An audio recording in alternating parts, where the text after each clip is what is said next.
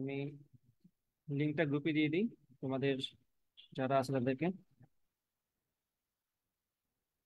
Participants invite.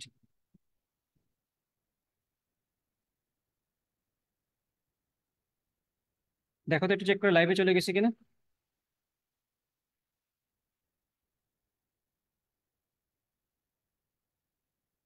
আমি WhatsApp গ্রুপে link দিয়ে দিছি। আর লাইভটা একটু চেক করে দেখো লাইভটা হয়েছে কিনা, আমার মোবাইলে তুমি চেক করতে পারবো। দাঁড়াও, লাইভ হয়ে গেছে। আচ্ছা, আমরা তাহলে ক্লাস শুরু করে ফেলতে পারি। হোয়াটসঅ্যাপ গ্রুপেও চলে গেছে। হোয়াটসঅ্যাপ গ্রুপেও হ্যাঁ সেন্ড হয়ে গেছে। আচ্ছা, আমি তাহলে আমার স্ক্রিনটা শেয়ার করে দিই। এটাও সরাই দিচ্ছি। হ্যাঁ, আর লাগবে না। এনাফ। হ্যাঁ, দেখো তো সব ঠিকঠাক মতো দেখা যায় কিনা।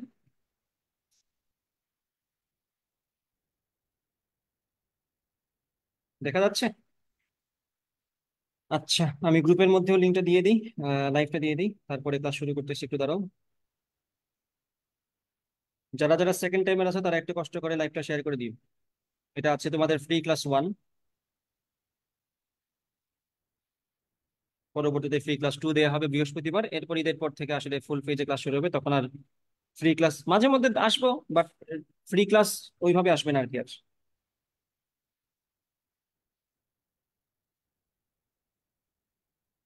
কি এটা?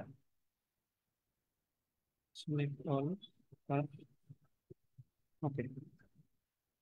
ওকে, আমরা তো লাইভে চলে গেছি। দাঁড়াও, আমি এখানে আমার এটা চেঞ্জ করে দিই।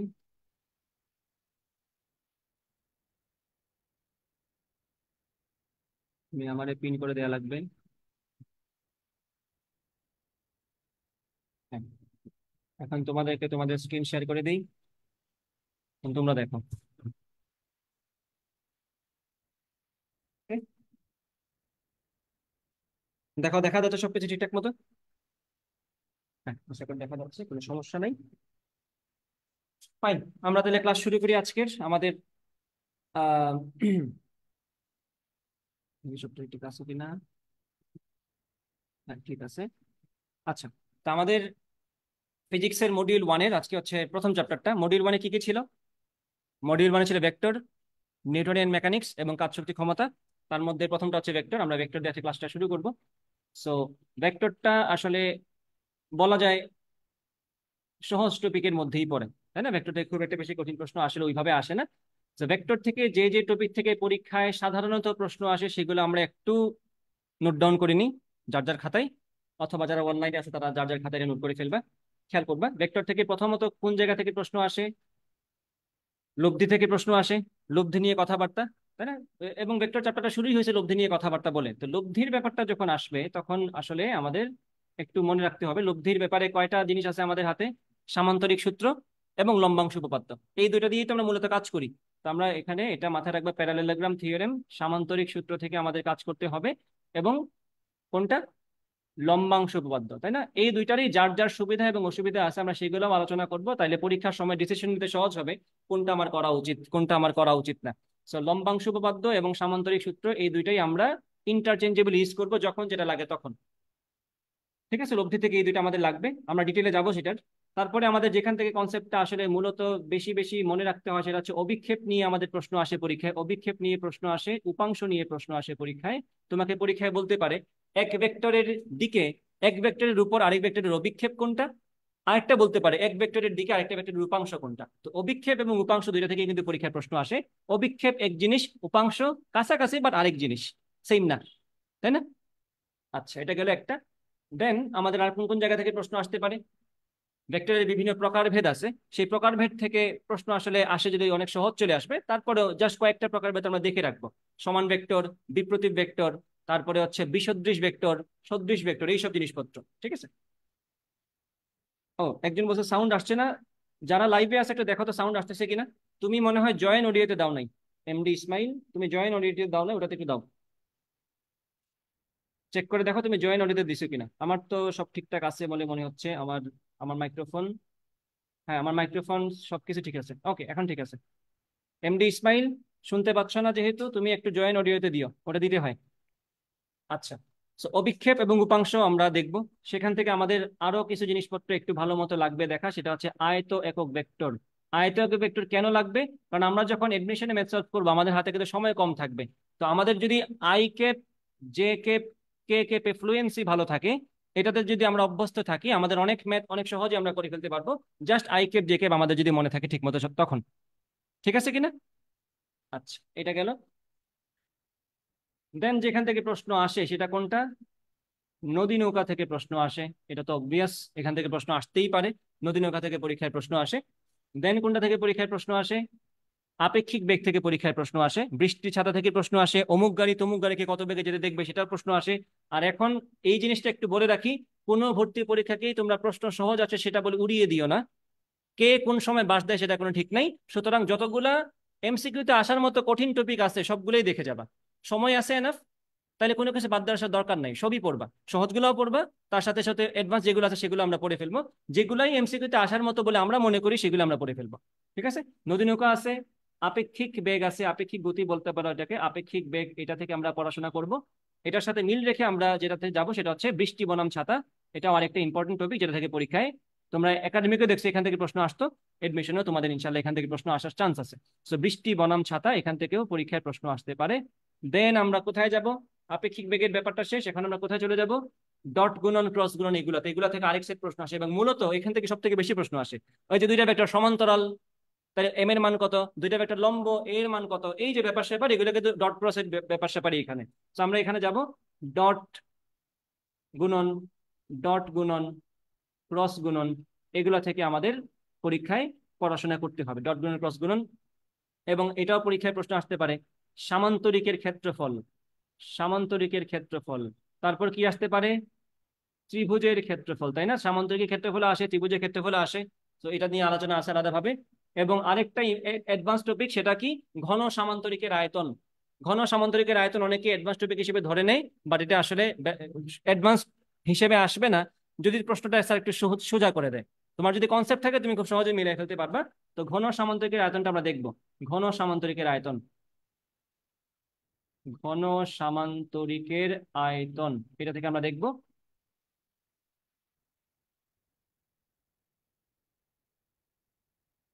আচ্ছা আচ্ছা আচ্ছা আচ্ছা আচ্ছা। আচ্ছা, এটা হচ্ছে তোমার ঘন সামান্তরিকের আয়তন, এটা হচ্ছে ভলিউম অফ প্যারালেলোপাইপেড। এটা মনে রাখবা, এটা হচ্ছে area of parallelepiped, area of triangle, dot product cross product. আপেক্ষিক বেগ হচ্ছে রিলেটিভ ভেলোসিটি। আর বাকিগুলো আশা করি বুঝছো। অভিক্ষেপ মানে হচ্ছে প্রজেকশন, উপাংশ মানে হচ্ছে কম্পোনেন্ট। সামান্তরিক লম্বাংশ উপপাদ্য মানে হচ্ছে রিজলিউশন থিওরেম। যারা ইংলিশ ভার্সনে আসো, ইংলিশ মিডিয়াম আছে, তাদের জন্য এটা বলে দিলাম। ঠিক আছে? আমরা আস্তে আস্তে যেগুলো দেখবো সেগুলোতে ট্রাই করবো আমি সবগুলো ইংলিশটা বলে দেওয়ার, যারা ইংলিশ ভার্সনে আছে তাদের জন্য। তো ঘন সামান্তরিক আয়তনটা আশা করি আমরা পড়বো সামনে। এখন আরেকটা সেগমেন্ট আছে যেখানে আমরা বিভিন্ন কোণ নিয়ে কথা বলবো। ভেক্টরের সাথে ভেক্টরের কোণ, ভেক্টরের সাথে এক্স অক্ষের কোণ, ওয়াই অক্ষের কোণ, জেড অক্ষের কোণ, ভেক্টরের সাথে কোণ একটা তলের কোণ। তো কোণ নিয়ে কিন্তু পরীক্ষায় প্রশ্ন আসে। তো কোণ নিয়ে আমাদের কথাবার্তা আছে, কোণ নিয়ে কথাবার্তা আছে। কোণ কার কার সাথে কার কার? ভেক্টরের সাথে ভেক্টরের কোণ, ভেক্টরের সাথে অক্ষের কোণ বা এক্সিসের কোণ বলতে পারো, অথবা ভেক্টরের সাথে, অথবা ভেক্টরের সাথে কোনো একটা তলের কোণ বা প্লেনের কোণ। সেই তলটা কোনটা? সেটা হতে পারে এক্স ওয়াই তল, সেটা হতে পারে ওয়াই জেড তল, সেটা হতে পারে জেড এক্স তল। এখান থেকে পরীক্ষার প্রশ্ন আসতে পারে। যে ক্ষেত্রে আমরা ম্যাক্সিমাম টাইম মুখস্থ পারি কোনটা? ভেক্টরের সাথে ভেক্টরের কোণটা মুখস্থ পারি, এ ডট বি সমান এবি কস থিটা থেকে থিটা বের করা। ভেক্টরের সাথে এক্সিসের কোণটা আমরা মুখস্থ পারি, দিক কোসাইন আমরা পড়ছি অনেকে, বাট যেটাতে আমরা সবাই ধরা খাই সেটা হচ্ছে ভেক্টরের সাথে তলের কোণটা। তলের কোণটা আমরা অনেকেই পড়ি নাই, পরীক্ষায় চলে আসতে পারে। ঠিক আছে কিনা? এই হচ্ছে ওভারঅল জিনিসপত্র। এরপরে বাকি আর থাকে কোনটা? ভেক্টর ক্যালকুলাস, ডাইভারজেন্স, কার্ল, তারপরে এই যে গ্রেডিয়েন্ট। হ্যাঁ, এই যে ভেক্টর ক্যালকুলাস থেকে পরীক্ষায় প্রশ্ন আসতে পারে। সো ভেক্টর ক্যালকুলাস এটাও একটা আলাদা সেগমেন্ট। ভেক্টর ক্যালকুলাস এখানে কি কি আছে? গ্রেডিয়েন্ট, গ্রেডিয়েন্ট থেকে পরীক্ষায় প্রশ্ন আসতে পারে। ডাইভারজেন্স থেকে প্রশ্ন আসতে পারে, কার্ল থেকেও প্রশ্ন আসতে পারে। দেখো, এই হচ্ছে আমাদের ওভারঅল টপিক পুরা ভেক্টরে। এর মধ্যে আমরা অবশ্যই এলাবোরেশনে গেলে আরো টপিক বেরোবে, সব আমি লিখি নাই এখনো। এলাবোরেশনে গেলে আস্তে আস্তে এগুলো বেরোবে। লব্ধি বা রিজাল্টেন্ট নিয়ে কথাবার্তা হচ্ছে আমাদের ভেক্টরের চ্যাপ্টারের প্রথম আলোচনা আর কি। এটার ভিতরে সামান্তরিক বা প্যারালেলোগ্রাম থিওরেম পড়বে, লম্বাংশ উপপাদ্য বা রিজলিউশন থিওরেম পড়বে, অভিক্ষেপ উপাংশ নিয়ে কথাবার্তা, একটা খুবই গুরুত্বপূর্ণ কথা, এখান থেকে পরীক্ষায় প্রশ্ন আসতে পারে। আয়ত একক ভেক্টর, আইকিউব জেকিউব কেকিউব নিয়ে কথাবার্তা, রেক্টেঙ্গুলার ইউনিট ভেক্টর এটা, নদী নৌকা নিয়ে কথাবার্তা আছে, আপেক্ষিক বেগ রিলেটিভ ভেলোসিটি কথাবার্তা আছে, ডট গুণন ক্রস গুণন সামান্তরিক ক্ষেত্রফল, এই সব আমি লিখে ফেলছি। যা যা মূলত লাগবে তোমার বড় দাগে সেগুলো হচ্ছে এগুলা ভেক্টর থেকে। ঠিক আছে, এগুলো তুমি যদি পারো, পরীক্ষায় মাথা ঠান্ডা থাকলে এর বাইরে তো প্রশ্ন আসার কোনো কথা না, এগুলো থেকে পরীক্ষায় প্রশ্ন আসবে। ঠিক আছে, তো আমরা আস্তে আস্তে শুরু করি। আমরা শুরু করবো প্রথমে সামান্তরিক সূত্র অথবা প্যারালেলোগ্রাম থিওরেম। ঠিক আছে, তো আমরা শুরু করি প্রথমে লব্ধি নিয়ে কথাবার্তা। ধর আমি বললাম, কি লাইভটা ঠিক মতো চলতেছে কিনা? আচ্ছা, যারা লাইভে আছে ঠিক মতো দেখতে পারতেছো কিনা? ও একজন দেখি লাইভ দেখতেছে, বাট তুমি তো অনলাইন বেঁচে ছিল, তুমি তো জুম থেকে দেখার কথা, তুমি জুম থেকে জয়েন করো। আচ্ছা ঠিক আছে, এখন তাহলে খেয়াল করো যেটা বলছিলাম, সামান্তরিক সূত্র অথবা প্যারালেলোগ্রাম থিওরেম, ভেক্টর যোগের সামান্তরিক সূত্র কি বলে সেটা সূত্রটা আমাকে বলো তো একটু।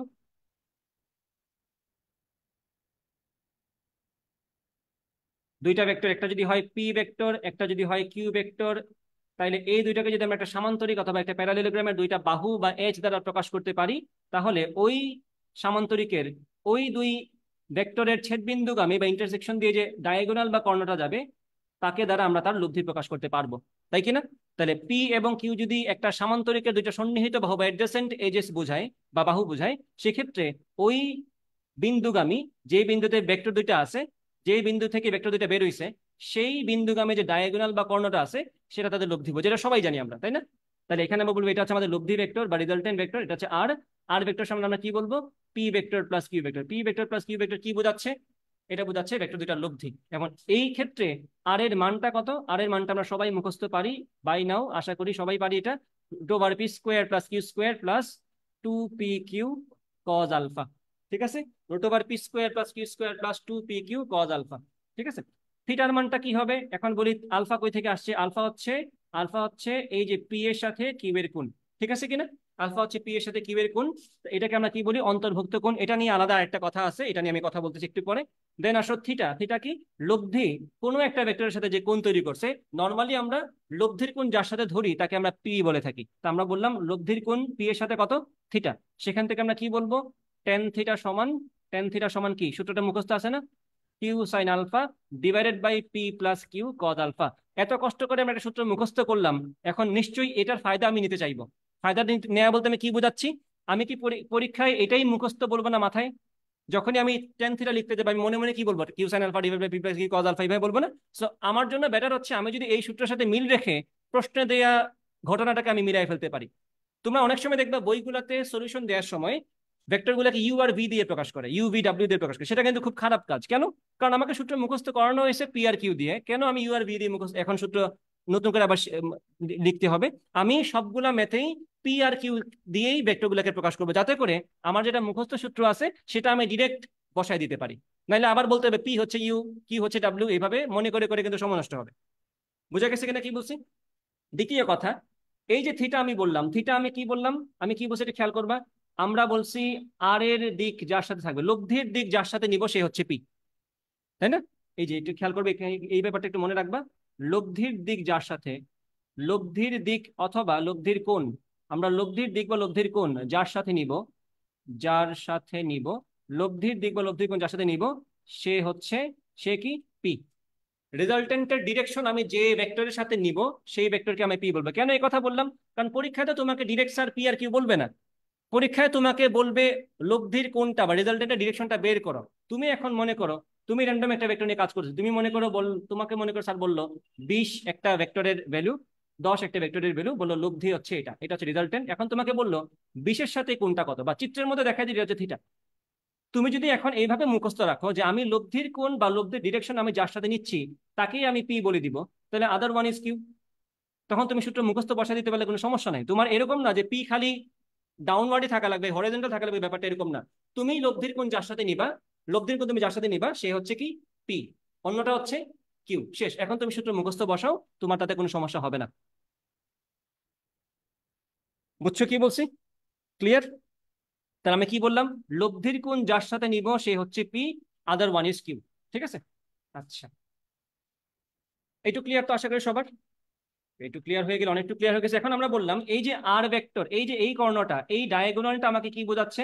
This diagonal is giving us the resultant of P and Q. তো এই ডায়াগোনাল কি করছে? এই ডায়াগোনালের কাজ কি তাইলে? এই ডায়াগোনাল বা এই কর্ণটা কি দিচ্ছে তোমাকে, বলতে পারবা কিনা? এই কর্ণটা তোমাকে কি দিচ্ছে? এই কর্ণ দিচ্ছে তোমাকে লব্ধি। এই কর্ণ তোমাকে কি দিচ্ছে? প্রশ্ন কি বুঝতে পারছো? আমরা তো সবসময় এক কর্ণ নিয়েই বসে আছি। এক কর্ণ কি বোঝায়? পি প্লাস কিউ লব্ধি। অন্য কর্ণ কি বেকার বসে আছে? সে নিশ্চয়ই কিছু না কিছু মিন করতেছে, তো অবশ্যই মিন করছে। এই তো মনে পড়ছে তোমার। এই কর্ণ তাহলে কি বোঝাচ্ছে? P minus. কিভাবে একটু খেয়াল করবা, আমরা ভেক্টর যুগের ত্রিভুজ ছোট 9-10 থেকে পড়ে আসছি না? যদি আমরা একটা ত্রিভুজের, খেয়াল করবা ভালো করে, আমি যদি বলি একটা ত্রিভুজ, এটা একটা ত্রিভুজ, আমি যদি বলি একটা ত্রিভুজের দুইটা বাহু দ্বারা, ধরো আমি বললাম এটা এবং এটা দ্বারা আমি একই ক্রমে একই অর্ডারে দুইটা ভেক্টরকে প্রকাশ করছি না, তাহলে তৃতীয় বাহুটা বিপরীত ক্রমে তাদের লব্ধি প্রকাশ করবে। ব্যাপারটা একদম simple, as simple as that. খেয়াল করে কেমনে? আমি বললাম একটা মানুষ এ থেকে বিতে গেল, সে বি থেকে সিতে গেল, তাহলে তো লব্ধিটা কত? এ থেকে সি। তাহলে এটা কি ঘুরে ফিরে তোমাকে সেই ট্রায়াঙ্গুলার রুলটা দিচ্ছে না? আমি যদি একটা ত্রিভুজের দুইটা বাহু দ্বারা একই ক্রমে দুইটা বাহুকে ভেক্টরকে মানে এবং দিকে ভ্যালু এন্ড ডিরেকশন দিয়ে প্রকাশ করতে পারি একই অর্ডারে, তাহলে তৃতীয় বাহুটা বিপরীত ক্রমে বা অপোজিট অর্ডারে তাদের লব্ধি বা রেজাল্টেন্ট প্রকাশ করবে। এটা কি আমরা আগে থেকেই পারতাম না? ভেক্টর বলার দরকার ছিল না আমাকে, আমি কিন্তু এটা আগে থেকেই বুঝি। তো যেটা বুঝি সেটা জাস্ট এখন অ্যাড্রেস করতেছি কিছু একটা রুল দিয়ে। এখন একটু খেয়াল করবা, একটু খেয়াল করে দেখো, এটা কিউবটা কি আমার এইদিকে না? আর এই যে কর্ণের ভেক্টরটা, এটাকে আমার এইদিকে না? এটাকে একই ক্রম বা একই অর্ডারে আছে না? তো আমরা এখানে বলতেই পারি কিউ ভেক্টর, আর এটাকে আমি আপাতত বললাম W vector. Q vector plus W vector সমান আমি কি বলতে পারি? এটাকে বিপরীত ক্রমে আছে না, অপোজিট অর্ডারে, সমান বললাম পি। তো তোমার নিজের সামনেই দেখো ডাব্লিউ সমান কি হয়ে গেল তোমার? P minus Q. তাহলে অপর ভেক্টর, অপর কর্ণটা কি বোঝাচ্ছে? P minus Q. ঠিক আছে, এখন তাহলে পরের প্রশ্ন আসে। পরের প্রশ্ন আসে, যদি এই কর্ণটা পি মাইনাস কিউ বোঝায়, what is P minus Q? এটা একটা প্রশ্ন। এই কর্ণ তো বোঝাচ্ছে P minus Q, then P minus Q যদি তোমাকে বলে বের করে, তাহলে কি করবা তুমি? পি মাইনাস কিউ আসলে কি বোঝাচ্ছে তোমাকে? দুইটা ভেক্টরের বিয়োগফল বলতে কি বোঝাচ্ছে? বাংলা বললা না তুমি, ইংলিশ থেকে। পি মাইনাস কিউ দুইটা ভেক্টরের বিয়োগফল, এটার মানে কি? খেয়াল করবা, আমি যদি বলি এখন what do we mean by P minus Q, we mean P plus minus Q. অর্থাৎ এখন বলো আমাকে, মাইনাস কিউ বলতে আমরা কি বুঝি? তাইলে আমি যদি বলি একটা ভেক্টর পি আমার ছিল এটা, আরেকটা ভেক্টর কিউ আমার ছিল এটা, এখানে আমি কি করতেছি? পি এর সাথে মাইনাস কিউ এর লব্ধি করতেছি। তাহলে মাইনাস কিউটা কোন দিকে থাকবে? কিউ এর সমান আর বিপরীত দিকে থাকবে, ঠিক উল্টা পাশে, তাই না? এই তো সাবাস। তাহলে এখানে আমরা কি মাইনাস কিউ বলবো এটাকে? এটা হচ্ছে আমার মাইনাস কিউ। এখন আমাদের কাজ কি? পি এবং মাইনাস কিউ এর সাথে লব্ধি বের করা না? এখন এই কোণটা যদি হয় আলফা, এই কোণটা কত হবে? এটা কি সরল রেখা না পুরোটা? ঠিক উল্টা দিকে চলে গেছে এটা। এই কোণ যদি আলফা হয়, এই কোণটা কি হবে? তুমি বলো। আসো তো? নাকি কথা কম বলতেছে না বুঝে? আসো। আচ্ছা, না বুঝলে বলবা 180 মাইনাস আলফা। তাহলে এখন যদি বলি আমি এই দুইটার এই পি মাইনাস কিউ আসলে কি? পি মাইনাস কিউ আসলে কিচ্ছু না, দুইটা ভেক্টরেরই লব্ধি। এখন জাস্ট তুমি যেটা করছো, একটা ভেক্টরকে তুমি উল্টাই দিছো, তার সাথে লব্ধি বের করতেছো। তুমি মনে মনে এই মাইনাস কিউকে বি ভেক্টর বলতে পারো, কোনো সমস্যা নেই। তুমি এটাকে জাস্ট নিজের সুবিধার্থে পি প্লাস বি ভেক্টর বলতে পারো, কোনো সমস্যা, যার মান হচ্ছে কিউ। এখন আমি যদি বলি লব্ধির মানটা কত, লব্ধির মান আমরা কি লিখবো বলতো? Root over P square. By the way, এই জিনিসটা ভালো করে মাথায় রাখবা, এখানে কিন্তু আমরা জাস্ট ভেক্টরের মানটা বসাবো। পি হচ্ছে ভেক্টরের মান, কিউ হচ্ছে ভেক্টরের মান। তুমি মাইনাস কিউ ভেক্টর নিয়ে কথা বলতেছে দেখে তার মানে এটা না, এখানে তুমি মাইনাস কিউ বসাই দিবা, তুমি কিউই বসাবা, কারণ মাইনাস কিউ এর মানটা কত? কিউ। তুমি তো জাস্ট বাহুর বাহুর দৈর্ঘ্য বসাচ্ছ, এখানে কিন্তু তুমি ভেক্টর বসাচ্ছ না। পি স্কোয়ার, এটা তো সমস্যা হবে না, plus Q square plus 2p। এখন যদি মাইনাস কিউ বসাও তাহলে কিন্তু সমস্যা হবে। আগেটাতে স্কোয়ার ছিল না, মাইনাস বসালে প্লাস হয়ে যেত, বাট এখানে মাইনাস কিউ বসাবে না, কিউ ইন্টু কজ। কোনটা কত ডিগ্রি? 180 minus alpha. বুঝতেছো নিশ্চয়ই, মাইনাস যা আসা সেটা কজ থেকে আসবে। তার মানে প্লাস মাইনাসের দায়িত্ব আমরা দিয়ে দিয়েছি ত্রিকোণমিতিক ফাংশনকে। সে নিজ দায়িত্বে প্লাস হইলে প্লাস দিবে, মাইনাস হলে মাইনাস দিবে। যেমন ধর এটা যে 30 ডিগ্রি হয়, অবভিয়াস এটা 150 ডিগ্রি হবে। 150 কজের ভিতরে ঢুকলে আনসার নেগেটিভই আসবে। তো এটা তোমার ভাবা লাগবে না, তুমি জাস্ট বসাই দিবা। তারপরে যদি কেউ চাও আরেকটু সময় বাঁচাতে চাই, তাহলে কজ 180 মাইনাস আলফা মানে কি? কজ 180 মাইনাস আলফা মানে কোন কোয়াড্রেন্ট বলো তো? আচ্ছা, কজ পাই মাইনাস থিটা মনে আছে কিনা? কজ পাই মাইনাস থিটা মানে কি? মাইনাস কস থিটা না? এটা যদি মনে থাকে, তাহলে তুমি একটা কাজ করতে পারো, এখানে আর সমান লিখতে পারো কি? Root over P square plus Q square minus 2p Q cos alpha. তাহলে এটাও তুমি মনে রাখতে চাইলে রাখতে পারো, কোনো সমস্যা নেই, জাস্ট মাইনাসটা একটু মনে রেখো আর কি। তখন আবার এখানে আমাদের এই কোনটাই বসাই দিব, কজ আলফা বসাচ্ছি না, এখানে মাইনাস বসাই দিচ্ছি। তুমি এইভাবে চিন্তা করো আর এইভাবে চিন্তা করো, হয়ে গেল আমার লেখা। হ্যাঁ, এটা তোমার ব্যাপার। তুমি এখন কজ 180 মাইনাস আলফা বলবা নাকি ডিরেক্ট মাইনাস কজ আলফা বলে দিবা, এটা তো তুমি ত্রিকোণমিতি বুঝো। তোমার এটা মনে রাখা রাখা উচিত। আমি এখানে আর বেশি কথা বলতেছি না। তো আশা করি সবাই এই কর্ণটা কি বোঝায় সেটা বুঝতে পারছো। এই কর্ণ যা বোঝায় তা কি মিন করে সেটা বুঝতে পারছো। তাহলে তো হয়ে গেল এই পার্ট ক্লিয়ার। এখন আসো আমরা আলফা নিয়ে কিছু কথা বলি। What do you mean by alpha? Alpha দ্বারা আমরা কি বুঝি একটু বলবা? ওকে ওকে, ইসমাইলের আনসার কারেক্ট হয়েছে। ইসমাইল দুইটা আনসার দিচ্ছে, হ্যাঁ ঠিক আছে তোমাদের সবকিছু। তাইলে যারা জুমে আছো তারা জাস্ট মেসেজ মেসেজ দিয়ে রাখো, আমি তোমাদের মেসেজ চেক করবো, প্রশ্ন থাকলে বলে ফেলতে পারবা, কোনো সমস্যা নেই। আর তোমরা চাইলে লাইভ প্রশ্ন করতে পারবা। লাইভ প্রশ্ন মানে জুমে একদম ডিরেক্ট আমাকে প্রশ্ন করতে পারবা। আজকে পারবা না হয়তো, আজকে আমি ইয়ারফোন নিয়ে আসি নাই, তোমাদের প্রশ্ন শুনতে পারবো না, বাট এমনি মেসেজ দিয়ে রাখো, আমি দেখে ফেলবো, সমস্যা নেই। তোমাদের প্রশ্নের উত্তর ক্লাসে না দিলেও ক্লাসের পরে হোয়াটসঅ্যাপ গ্রুপে দিয়ে দিবো। যদি কঠিন প্রশ্ন হয় তাহলে তো, জটিল প্রশ্ন হলে কাছে সময় যাবে, সেই জন্য এটা পরে দিয়ে দেওয়া হবে আনসার, বাট আনসার দেওয়া হবে, চিন্তা করো না। আর ডিসকাশন গ্রুপ আছে, সবাই কিন্তু ওখানে কোয়েশ্চেন সলভ করবা। আমার মাত্র যে ব্যাচটা শেষ করলাম জিএসটির, ওই ব্যাচে কিন্তু আমি মনে করো 40 দিনের মধ্যে মেসেজ মনে হয় দিয়েছি মাত্র 50-60টা। ওরাই মনে করো যে মনে হয় প্রায় 2-3 হাজার মেসেজ ওদের আছে, জাস্ট প্রবলেম সলভিং। তা আমার এখানে কিছু ভাবতে হয় নাই। ওই গ্রুপের মধ্যে ওরা ফিজিক্স, কেমিস্ট্রি, ম্যাথ, বায়োলজি যা আছে জিএসটির, বাংলা সহ সবগুলো ডিসকাস করছে। তো তোমরা সেই কাজটা করবে। হোয়াটসঅ্যাপ গ্রুপে কিন্তু মানুষ হয়ে গেছে অনেকেই, সো ডিসকাশন শুরু করে ফেলতে পারো। তো দেখবা একজন একটা প্রবলেম পারতেছে না, দেখবা বাকি 4-5 জন পারে। আর তো এইভাবে করলে তোমাদের প্রবলেম তোমাদেরই সলভ হয়ে যাবে, আমার আর কিছু করা লাগবে না। আর আমি নিশ্চয়ই কেমিস্ট্রি দেখাবো না, তো কেমিস্ট্রি প্রবলেম ওখানে দিতে পারবা। তোমরা তো সবাই পড়তে হবে, তাই না? আচ্ছা, এখন আসো এখানে আলফা আমরা কি দ্বারা কি বুঝাই? আমরা এই যে P square plus Q square plus 2p কি কজ আলফা বললাম, আলফা এখানে কি মিন করে? আলফা বলতে বোঝায় এখানে অন্তর্ভুক্ত কোণ অথবা ইন্টারনাল অ্যাঙ্গেল। অন্তর্ভুক্ত কোণ, এখন প্রশ্ন হচ্ছে অন্তর্ভুক্ত কোণ কি মিন করে? দুইটা ভেক্টরের মধ্যবর্তী কোণ, সেটা তো অবশ্যই দুইটা ভেক্টরের অন্তর্ভুক্ত কোণ। এখন অন্তর্ভুক্ত কোণ হওয়ার কিন্তু শর্ত আছে। শর্তটা হচ্ছে প্রথমটা, একটা পয়েন্ট থেকে দুইটা ভেক্টরকে হয় বের হওয়া লাগবে, অথবা একটা পয়েন্টে দুইটা ভেক্টরকে আইসা ঢুকা লাগবে। হয় ইনকামিং হবে, না হয় আউটগোয়িং হবে। একটা ইনকামিং একটা আউটগোয়িং, সেটা হচ্ছে অন্তর্ভুক্ত কোণ তোমাকে দিচ্ছে না। এই যদি হয় সিচুয়েশন, তাহলে আমরা এটাকে বলবো অন্তর্ভুক্ত কোণ আলফা, বা থিটা বলতে পারি এই মুহূর্তে, সমস্যা নাই, থিটা আলফা। আর এইটাকে আমরা আলফা বলতে পারি, মানে এই দুইটাকে আমরা নিব অন্তর্ভুক্ত কোণ হিসেবে। বাট কোনটাকে আমরা নিতে পারবো না, খেয়াল করো। যদি একটা ভেক্টর এরকম থাকে, এখন যদি বলে এটার মান হচ্ছে 20, এটার মান হচ্ছে 10, এদের মধ্যবর্তী কোণে এই যে এই কোণটা তোমাকে চিত্র দিয়ে দিলে 120 ডিগ্রি, তুমি কিন্তু এটাকে সূত্রের মধ্যে 120 ডিগ্রি হিসেবে বসালে হবে না। তুমি যদি এখন বলে এদের লব্ধি হবে এটা √10² + 20² + 2 × 10 × 20 × cos 120, তাহলে কিন্তু তোমার আনসার হবে না। কেন? কারণ এটা কিন্তু অন্তর্ভুক্ত কোণ হচ্ছে না। অন্তর্ভুক্ত কোণ হওয়ার শর্ত কি? হয় পায়ের সাথে পা থাকা লাগবে, না হয় মাথার সাথে মাথা থাকা লাগবে। দেখো তো, এটা পাদবিন্দুর সাথে পাদবিন্দু কানেক্টেড না, অথবা মাথার সাথে মাথা না।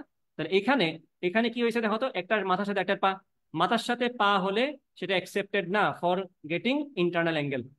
এটাকে আমরা ইন্টারনাল অ্যাঙ্গেল বলবোই না, এটা তো সেটা কোণ, বা সেটা অন্তর্ভুক্ত কোণ না। সূত্রের নিমিত্তে আমরা কিন্তু সেটা ঠিক করছি। সূত্রের জন্য যে থিটা আমরা বরাদ্দ করছি, সেই সেই সূত্রটা সেই সূত্রের মধ্যে আলফাটা কিরকম হতে হবে? মাথার সাথে পা হলে সেটা আমরা নিব না। বোঝা গেছে কিনা? সূত্র ডিজাইন করা হয়েছে এমন ভাবে যাতে করে অন্তর্ভুক্ত কোণটা কি হয়, পায়ের সাথে পায়ে মিলে অথবা মাথার সাথে মাথা মিলে। ঠিক আছে? তাহলে আরেকটা জিনিস একটু মনে রাখবা। এটা তো গেল, পায়ের সাথে পা হলে আমরা নিব অন্তর্ভুক্ত কোণ বলবো, মাথার সাথে মাথা হলে আমরা সেটা নিব অন্তর্ভুক্ত কোণ বলবো। বাট যদি মাথার সাথে পা হয়, সেটাকে আমরা নিব না। এটা কিসের জন্য? এটা মাথায় রাখবা। অন্তর্ভুক্ত কোণ তো অবশ্যই, এটা হচ্ছে সামান্তরিক সূত্রের শর্ত। তো এটা আমরা বলতে পারি সামান্তরিক সূত্র, সামান্তরিক সূত্র অ্যাপ্লাই করার শর্ত। সামান্তরিক সূত্র অ্যাপ্লাই করার শর্ত, শর্তটা কি? মাথার সাথে মাথা হওয়া লাগবে, মাথার সাথে মাথা হওয়া লাগবে, পায়ের সাথে পা হওয়া লাগবে। দুইটার যদি যে কোনো একটা হয়, তাহলে আমরা ওখানে ডিরেক্ট সামান্তরিক সূত্র অ্যাপ্লাই করতে পারবো। যদি না হয়, তাহলে কি করব? ব্যবস্থা নিব যাতে করে সামান্তরিক সূত্র অ্যাপ্লাই করা যায়। ঠিক আছে? আরেকটা ইম্পর্টেন্ট কথা, অন্তর্ভুক্ত কোণের মান কখনোই মাথায় রাখবা, তোমার পুরো ফিজিক্সে কখনোই তুমি অন্তর্ভুক্ত কোণ হিসেবে 185 ডিগ্রি পাবা না। অন্তর্ভুক্ত কোণ has to be between 0 degree to 180 degree. এর বেশি তোমাকে কখনোই দেয়া হবে না, এর বেশি তুমি নিতেও পারবে না। তাহলে এটা মাথায় রাখবো, অন্তর্ভুক্ত কোণ সবসময় 0 ডিগ্রি থেকে শুরু করে 180 ডিগ্রির মধ্যে থাকতে হবে, এর বাইরে যেতে পারবে না। যদি আমি এটাকে ব্যবধি দ্বারা প্রকাশ করি, ইন্টারভাল দ্বারা, সেটা কি হবে? 0 ডিগ্রি থেকে 180 ডিগ্রি পর্যন্ত, ইনক্লুডিং 0 and 180। যদি আমি এটাকে এভাবে লিখতাম, তাহলে কি মিন করতাম? এটা ম্যাথও বুঝে নাও একটু, ম্যাথের হিসাবে চলে আসলো এখানে। ফার্স্ট ব্রেকেট দেয়া মানে কি? এক্সক্লুসিভ হচ্ছে 0 এবং 180 ডিগ্রি। 180 0 থেকে শুরু করে না, 0-র পর থেকে 180-র আগ পর্যন্ত। সো দিস মিনস 0 থেকে শুরু করে না, 0-র পর থেকে শুরু করে 180-র আগ পর্যন্ত। আর এটা কি মিন করে থার্ড ব্র্যাকেট দিলে 0 থেকে শুরু করে 180 পর্যন্ত। So this means including 0 and 180 degree, আর এটা মিন করে এক্সক্লুডিং 0 এন্ড 180 ডিগ্রি।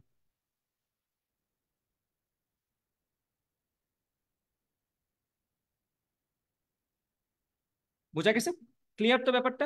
তাহলে আমরা কি কি শিখলাম? অন্তর্ভুক্ত কোণ হওয়ার জন্য মাথার সাথে মাথা হওয়া লাগবে, পায়ের সাথে পা হওয়া লাগবে। তুমি দুইটা ভেক্টরের অন্তর্ভুক্ত কোণ বললা 120 ডিগ্রি, এটা কিন্তু আমরা কারেক্ট বলবো না।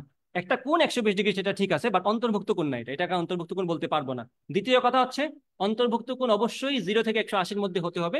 সেটা একটু তোমাদেরকে ভেঙে বোঝাই, তাহলে ব্যাপারটা ক্লিয়ার হবে। খেয়াল করবা, আমি যদি বলি এই হচ্ছে একটা ভেক্টর, এই হচ্ছে একটা ভেক্টর, আমি যদি, আমার যদি মাথায় প্রবলেম না থাকে আমি কিন্তু এটাকে কখনোই কোণ বলবো না, তাই না? স্বাভাবিকভাবে কেউ যদি, আমি যদি তোমাকে বলি এখন বলো তো এখানে কত কোণ আছে, তুমি কি এখন এইদিকে আসবা কোন বলার জন্য?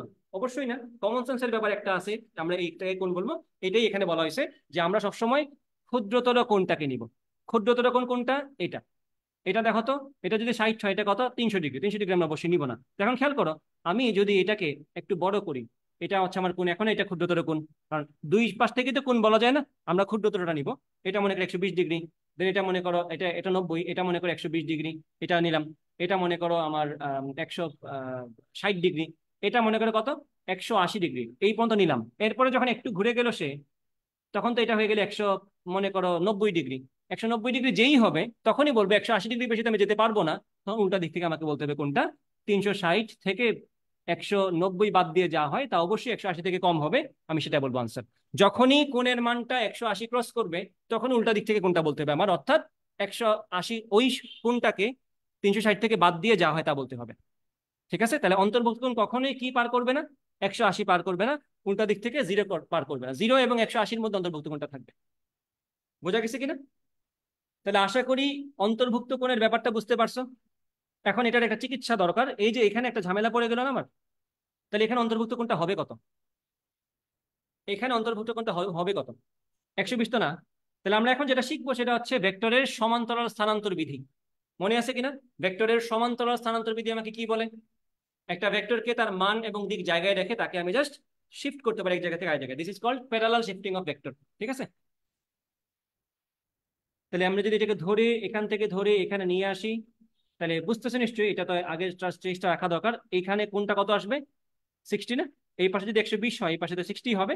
এইভাবে তোমাকে ধরে, মাথার সাথে মাথা না থাকলে, পায়ের সাথে পা না থাকলে, তুমি তাকে ধরে সমান্তরাল স্থানান্তর বিধির মাধ্যমে পায়ের সাথে পা বানিয়ে ফেলবা। কেন পায়ের সাথে পা বললাম আলাদা ভাবে? কারণ আমরা সাধারণত এইভাবেই দেখে অভ্যস্ত, আমরা এইভাবে দুইটা ভেক্টরকে দেখে অভ্যস্ত না। যদি এটা কারেক্ট, বাট এটা আমাদের জন্য কনভেনিয়েন্ট না। আমরা এইভাবে ভেক্টর দেখে অভ্যস্ত না। আমরা কিভাবে দেখে অভ্যস্ত? এইভাবে। তো আমরা এইভাবেই বানাবো। ঠিক আছে? নিজের সুবিধাও বুঝতে হবে, কিন্তু পরীক্ষায় কিন্তু এগুলোই ম্যাটার করে। নিজের সুবিধার মধ্যে তুমি যদি নিতে পারো, কাজটা ইজিলি করা যায়। তো আশা করি সামান্তরিক সূত্রের পার্ট থেকে এই ব্যাপারগুলো তোমাদের ক্লিয়ার হয়েছে, তাই কি না?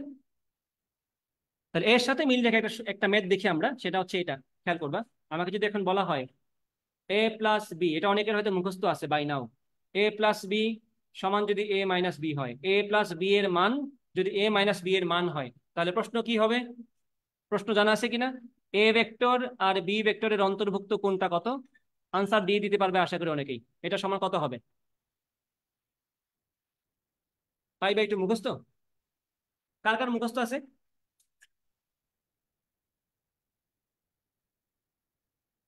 মুখস্থ নাই?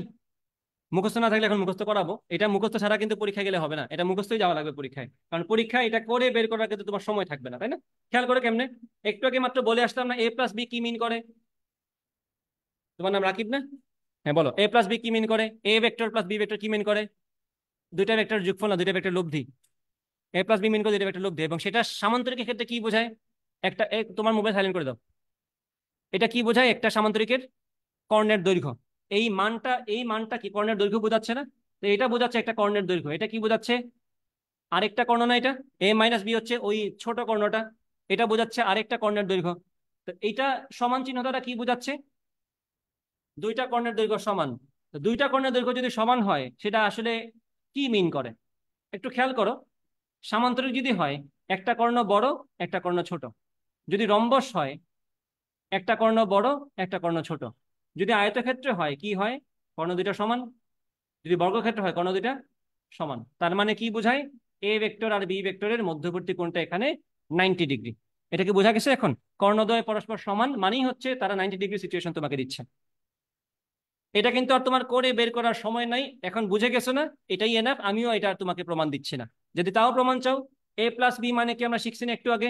এ প্লাস বি মানে কি? এ এবং বি এর লব্ধি, লব্ধির মানটা কত? √(a²+b²+2ab cos alpha. আর এ মাইনাস বি এর মানটা কত? √(a²+b²-2ab cos alpha. এখন রুট স্কোয়ার দিয়ে দাও, দুই পাশ থেকে রুট উঠে গেল, এ স্কোয়ার এই পাশে কাটলো, বি স্কোয়ার কাটলো, এই পাশে 2ab cos আলফা, ওই পাশে -2ab cos আলফা। ডান পাশের -2ab cos আলফাকে বাম পাশে নিয়ে আসা হয়ে যাবে 4ab cos আলফা সমান 0। কজ আলফা সমান 0, আলফা সমান 90 ডিগ্রি। বোঝা গেছে কিনা? আচ্ছা, আশা করি এটুকু তোমাদের ক্লিয়ার হয়েছে। ওকে, একজন বলছে আনসার 45 ডিগ্রি, না 45 ডিগ্রি না আনসার, আনসারটা হচ্ছে 90 ডিগ্রি। না, ও ঠিক করছে, ও 45 বলে পরে ঠিক করছে 90 ডিগ্রি। নাইস। তো সবাই আশা করি বুঝতে পারছো ব্যাপারগুলো। আচ্ছা, এগুলো গেল। তাহলে সামান্তরিক সূত্র আশা করি তোমাদের ক্লিয়ার হয়েছে। এখানে এটার সাথে মিল রেখে আমি আরেকটা সূত্র তোমাদেরকে বলবো, যেটা তোমাদের মনে রাখা দরকার। তার আগে তোমাদেরকে একটু উপাংশ পড়াই নেই, আমি উপাংশ পড়াই, দেন আমরা লম্বাংশ উপপাদ্যে আসবো। উপাংশ এই শব্দটা এর ইংলিশ হচ্ছে কম্পোনেন্ট অফ এ ভেক্টর। উপাংশ বা কম্পোনেন্ট। উপাংশ যদি বুঝো তাহলে অভিক্ষেপও বুঝবা, কারণ উপাংশ হচ্ছে ভেক্টর, অভিক্ষেপ হচ্ছে জাস্ট তার মানটা। তা আমি যদি বলি এই একটা ভেক্টর, আর আমি যদি বলি এই আরেকটা ভেক্টর, এখন আমি বললাম এটা হচ্ছে এ ভেক্টর, এটা হচ্ছে বি ভেক্টর। এ ভেক্টরের মান এ, বি ভেক্টরের মান বি, তাদের মধ্যবর্তী কোণ হচ্ছে থিটা। যদি বলি এখন বি ভেক্টরের দিকে এ ভেক্টরের উপাংশের মান কত?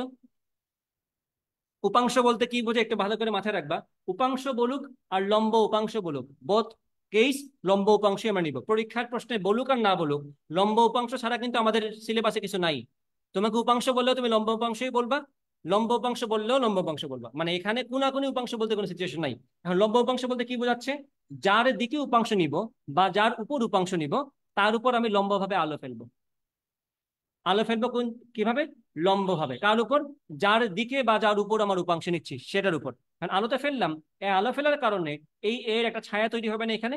এই ছায়ার দৈর্ঘ্যটা হচ্ছে উপাংশের দৈর্ঘ্য, এবং তার দিক তো অবশ্যই থাকবে, সেই দিকটা সহ দিয়ে দিলে এটা হয়ে যাবে ভেক্টর বা উপাংশ। ছায়ার দৈর্ঘ্যটা হচ্ছে কিসের মান? অভিক্ষেপের মান, এটা হচ্ছে অভিক্ষেপের মান। আর দিক দিলে সেটা কি হয়ে যাবে? উপাংশ। এখন যদি বলি আমি এটার মান কত, অবশ্যই পারার কথা, যদি কস কস থিটাও পারো, এটার মান তো এ, এটা তো থিটা, তোমার তো লাগবে এই দৈর্ঘ্যটা। তা আমি কি বলতে পারি এটা হচ্ছে ভূমি, এটা হচ্ছে অতিভুজ। তাহলে ভূমি বাই অতিভুজ হচ্ছে কি? কস থিটা সমান x/a। তাহলে এখান থেকে কি বলা যায়? x সমান a cos থিটা। তাহলে বোঝাই যাচ্ছে এখানে উপাংশের মানটা হচ্ছে a cos থিটা। তাহলে এখান থেকে তোমাদের মনে পড়া উচিত, মনে পড়া উচিত বলতেছি কারণ তোমরা এগুলা পড়াশোনা করছো, তোমরা কিন্তু ইন্টার ফার্স্ট ইয়ার না। মনে পড়া উচিত, এটা আমরা পড়ছিলাম, যার উপাংশ তার মান, যার দিকে উপাংশ তার সাথে উৎপন্ন কোণের কস। তুমি যদি উপাংশ বুঝে থাকো, অভিক্ষেপ না বোঝার তো কোনো কারণ নাই, অভিক্ষেপ তো উপাংশের মানটাই। এটাই যদি বলি অভিক্ষেপের মানটা কত, সেটা হচ্ছে এটা। আর যদি উপাংশ কত, কত বলছি না উপাংশ, সেটা হচ্ছে এটা। বা যদি বলি উপাংশ নির্ণয় করো, উপাংশ কি স্কেলার নাকি ভেক্টর? উপাংশ স্কেলার নাকি ভেক্টর? উপাংশ ভেক্টর। আর অভিক্ষেপ, অভিক্ষেপ হচ্ছে জাস্ট স্কেলার, অভিক্ষেপ হচ্ছে জাস্ট ছায়ার দৈর্ঘ্যটা। আর উপাংশ হচ্ছে দিক সহ এই ছায়ার দৈর্ঘ্যটা, মানে উপাংশের মানটা তো অভিক্ষেপের মানই, বা তুমি যখন তার সাথে দিক এড করবা সে হয়ে যাবে কি উপাংশ। ওটাই তো পার্থক্য, এটাই পার্থক্য উপাংশ এবং অভিক্ষেপের মধ্যে। উপাংশ হচ্ছে জাস্ট ভেক্টর, অভিক্ষেপ হচ্ছে জাস্ট মানটা। ঠিক আছে, মানের সাথে ভেক্টর এড করে দিলে সেটা হয়ে যাবে উপাংশ। ঠিক আছে কিনা? তো এই লাইনটা আশা করি সবার মনে থাকবে। এই যে বললাম, যার উপাংশ তার মান, যার দিকে উপাংশ তার সাথে উৎপন্ন কোণের কস। তাহলে আমি যদি, আমাকে যদি এখন পরীক্ষায় প্রশ্ন করে বি ভেক্টরের দিকে এ ভেক্টরের উপাংশ নির্ণয় করো, উপাংশের মানটা কত? বি ভেক্টর বরাবর এ ভেক্টরের উপাংশের মান নির্ণয় করে কি করবা তখন? এই যে একটু খেয়াল করবে, একটু ভালো করে খেয়াল করো। আমি যদি বলি বি ভেক্টর বরাবর এ ভেক্টরের উপাংশ, প্রথমে একটা একটা করে বলি, আমি যা বলবো তা অনুযায়ী আনসার দিবা। ঠিক আছে? বি ভেক্টর বরাবর এ ভেক্টরের উপাংশ, কার উপাংশ? এ। বি ভেক্টর বরাবর এ ভেক্টরের উপাংশ, বাংলা বুঝতে হবে। ঠিক আছে, বি ভেক্টর বরাবর এ ভেক্টরের উপাংশ। ঠিক আছে, কার উপাংশ? এর উপাংশ। তাহলে যার উপাংশ তার মান, কার দিকে উপাংশ? বি এর দিকে। যার দিকে উপাংশ তার সাথে উৎপন্ন কোণের কস, তাহলে কোণ তো থিটা, তাহলে কস থিটা বসায় দাও। এই কস থিটা বের করতে হবে তোমার। এখন তুমি যা জানো তা ইউজ করো। আমরা তো এটা জানি, আমরা তো এটা জানি যে এ ডট বি সমান এ বি কস থিটা। আগে ঠিক করে তোমার লাগবে কি, দেন যা লাগবে তুমি আলাদা করে নাও, বাকিটা তোমার বের হয়ে যাবে। দেখো তো আমার লাগবে কি এ কস থিটা না এখানে? আমি বলবো এ কস থিটা আলাদা করলাম, তাহলে বিটা কে পাশে নিয়ে আসবো। তাই এখানে কি বলা যায়, এ কস থিটা সমান A dot B divided by A. তাহলে এ ডট বি মানে কি তোমরা বের করতে পারবে না, সেটা তোমরা, সরি বি হবে, A dot B by B. এই তো আমাদের কাজ হয়ে গেল। এখন এ ডট পি কি সেটা তো আমরা দেখবোই ডট গুণন আসলে, এবং আমি বিশ্বাস করি তোমরা এগুলো পারো, জাস্ট পড়ানোর জন্য পড়াবো সামনে গেলে, এগুলো তোমরা পারো। ডিভাইডেড বাই বি, এইটা মনে রাখা দরকার, যার উপাংশ তার মান কস থিটা তো তোমার মনে থাকবেই। ঠিক আছে, তো যার উপাংশ বলবো তার কস থিটা, আর বাকিটা তোমার সামনে আপনি আপনি হাজির হবে যদি তোমার ডট গুণনটা মনে থাকে আর কি। ঠিক আছে, এবং এখান থেকে তোমাকে যদি পরে প্রশ্ন করি থিটার মান কত, সেটা তো তোমার পারা উচিত। কস থিটা আলাদা করবা, এ বি কে এই পাশে পাঠিয়ে দিবা, দেন থিটা বের করবা। ঠিক আছে কিনা এই কথাগুলো? আশা করি উপাংশের ব্যাপারটা বুঝছো। পরবর্তীতে আসবো আবার এখানে, এটা জাস্ট আমি তো তোমাদেরকে উপাংশ বোঝানোর জন্য এই জায়গাতে আসছি। এখন খেয়াল করবা, ধরো আমি বললাম এই একটা ভেক্টর, এই একটা তার উপাংশ, এই দিক বরাবর আমি তার একটা উপাংশ নিব, আর এই দিক বরাবর আমি তার একটা উপাংশ নিব। মনে করো এই দিক বরাবর তার যে উপাংশটা, সেটা কি, সেটাকে বললাম আমরা পি। মাথায় রাখবো উপাংশ মানে কিভাবে নিতে হয়। উপাংশ মানে কিরকম উপাংশ, লম্ব উপাংশ। তার মানে কি, আমি যেই দিকে উপাংশ নিচ্ছি তার উপর লম্বভাবে আলো ফেলতে হবে, মানে কি আমি লম্বভাবে একটা রেখা টানবো এটার উপর। তো এই যে দৈর্ঘ্যটা আমি পাচ্ছি, এটা কার উপাংশ, আর এর উপাংশ এই বরাবর। বুঝছো কিনা, আমি আমি এবং আমি যদি সেটাকে পি বলি এবং এই কোণটা যদি আলফা হয়, তাহলে পি সমান কি হবে, যার উপাংশ তার মান, যার দিকে উপাংশ তার সাথে উৎপন্ন কোণের কজ, আর কজ আলফা। কারো কোনো ডাউট আছে এখানে? নাই। এখন যদি জিজ্ঞেস করি আহ আচ্ছা, একজন জিজ্ঞেস করছে উপাংশ যদি ভেক্টর হয় তাহলে তার একক ভেক্টর বসবে কিনা। হ্যাঁ অবশ্যই, উপাংশ ভেক্টর হলে, এই যে প্রশ্নটা বুঝতে পারছো তোমরা, অবশ্যই উপাংশ তো ভেক্টর। আমরা তো মান বের করে বসে আছি, দিকটা কই গেল, দিক অবশ্যই লাগবে, সেটা আমরা যখন ওই ডট গুণন ক্রস গুণনে যাবো তখন বের করবো। এখন তো আমরা ডট গুণন ক্রস গুণনে যাই নাই, সেজন্য ওখানে আসে নাই, বুঝতে পারছো। এটা কিন্তু জাস্ট আমাদের উপাংশ বোঝার জন্য যেটা আসছিল সেটাতে জাস্ট মানটা বুঝাইছি, পরবর্তীতে ডট গুণন ক্রস গুণনে আসলে, কারণ ওখানে তো আবার আমার দিকের ব্যাপার আসবে, একক ভেক্টরের ব্যাপার আসবে, তখন আমি এটা আলাদাভাবে দেখাই দিব। ঠিক আছে, পি সমান কি, আর কজ আলফা। তাহলে আমি যদি বলি এখন এই দিক বরাবর উপাংশটা নিব, এবং মনে করো সেই কোণটা হচ্ছে বিটা, সেই কোণটা হচ্ছে মনে করো বিটা বললাম, এবং আমি আবার কি করবো, এখানে লম্ব টানবো না, টানলাম লম্ব। তাহলে এইটাকে আমরা কি বলবো, আর এর উপাংশ বি কোণে, বি কোণে যে দিকটা আছে সেই দিক বরাবর আর এর উপাংশ হচ্ছে এটা, এবং এটাকে আমি বললাম কিউ। কিউ সমান তাহলে কি হবে, কিউ সমান তাহলে কি হবে, আর কস বিটা। ঠিক আছে কিনা, এই যে খেয়াল করো, জাস্ট ভাষা বোঝার চেষ্টা করো, জাস্ট উপরের দিকে দেখলে সাইন মনে করো না, যেদিকে কোণ সেদিকে কস। আমি যদি বলি আর এর উপাংশ এই বরাবর, আমি বলবো কার উপাংশ, আর এর উপাংশ, আর এর মান, যার উপাংশ তার মান কোন দিকে, এইদিকে, এইদিকের সাথে কোণ কত আর এর, আলফা, তাহলে আর কস আলফা। পরে বললাম এইদিকে উপাংশ কত আর এর, কার উপাংশ, আর এর, আর এইদিকের সাথে তার কোণ কত, বিটা, তাহলে কি বসাবো আমরা, আর কস বিটা, যার উপাংশ তার মান, যার দিকে উপাংশ তার সাথে উৎপন্ন কোণের কস। তাহলে কিউ সমান আর কস বিটা, পি সমান আর সাইন বিটা, আর কস আলফা। বুঝতে পারছো এখন, সবই কিন্তু কস দিয়ে। সাইন কখন আসে, একটা স্পেসিফিক সিচুয়েশন যেটাকে আমরা বলি লম্বাংশ। এই যে দেখো, একটা যদি অপারেশন লম্ব হয়, উপাংশদ্বয় বা কম্পোনেন্ট যদি তারা নিজেদের মধ্যে পারপেন্ডিকুলার থাকে বা লম্ব থাকে, তখন সাইনটা আসবে, সেটাতে আমি এখন যাচ্ছি। একটু ক্লিয়ার তো সবার?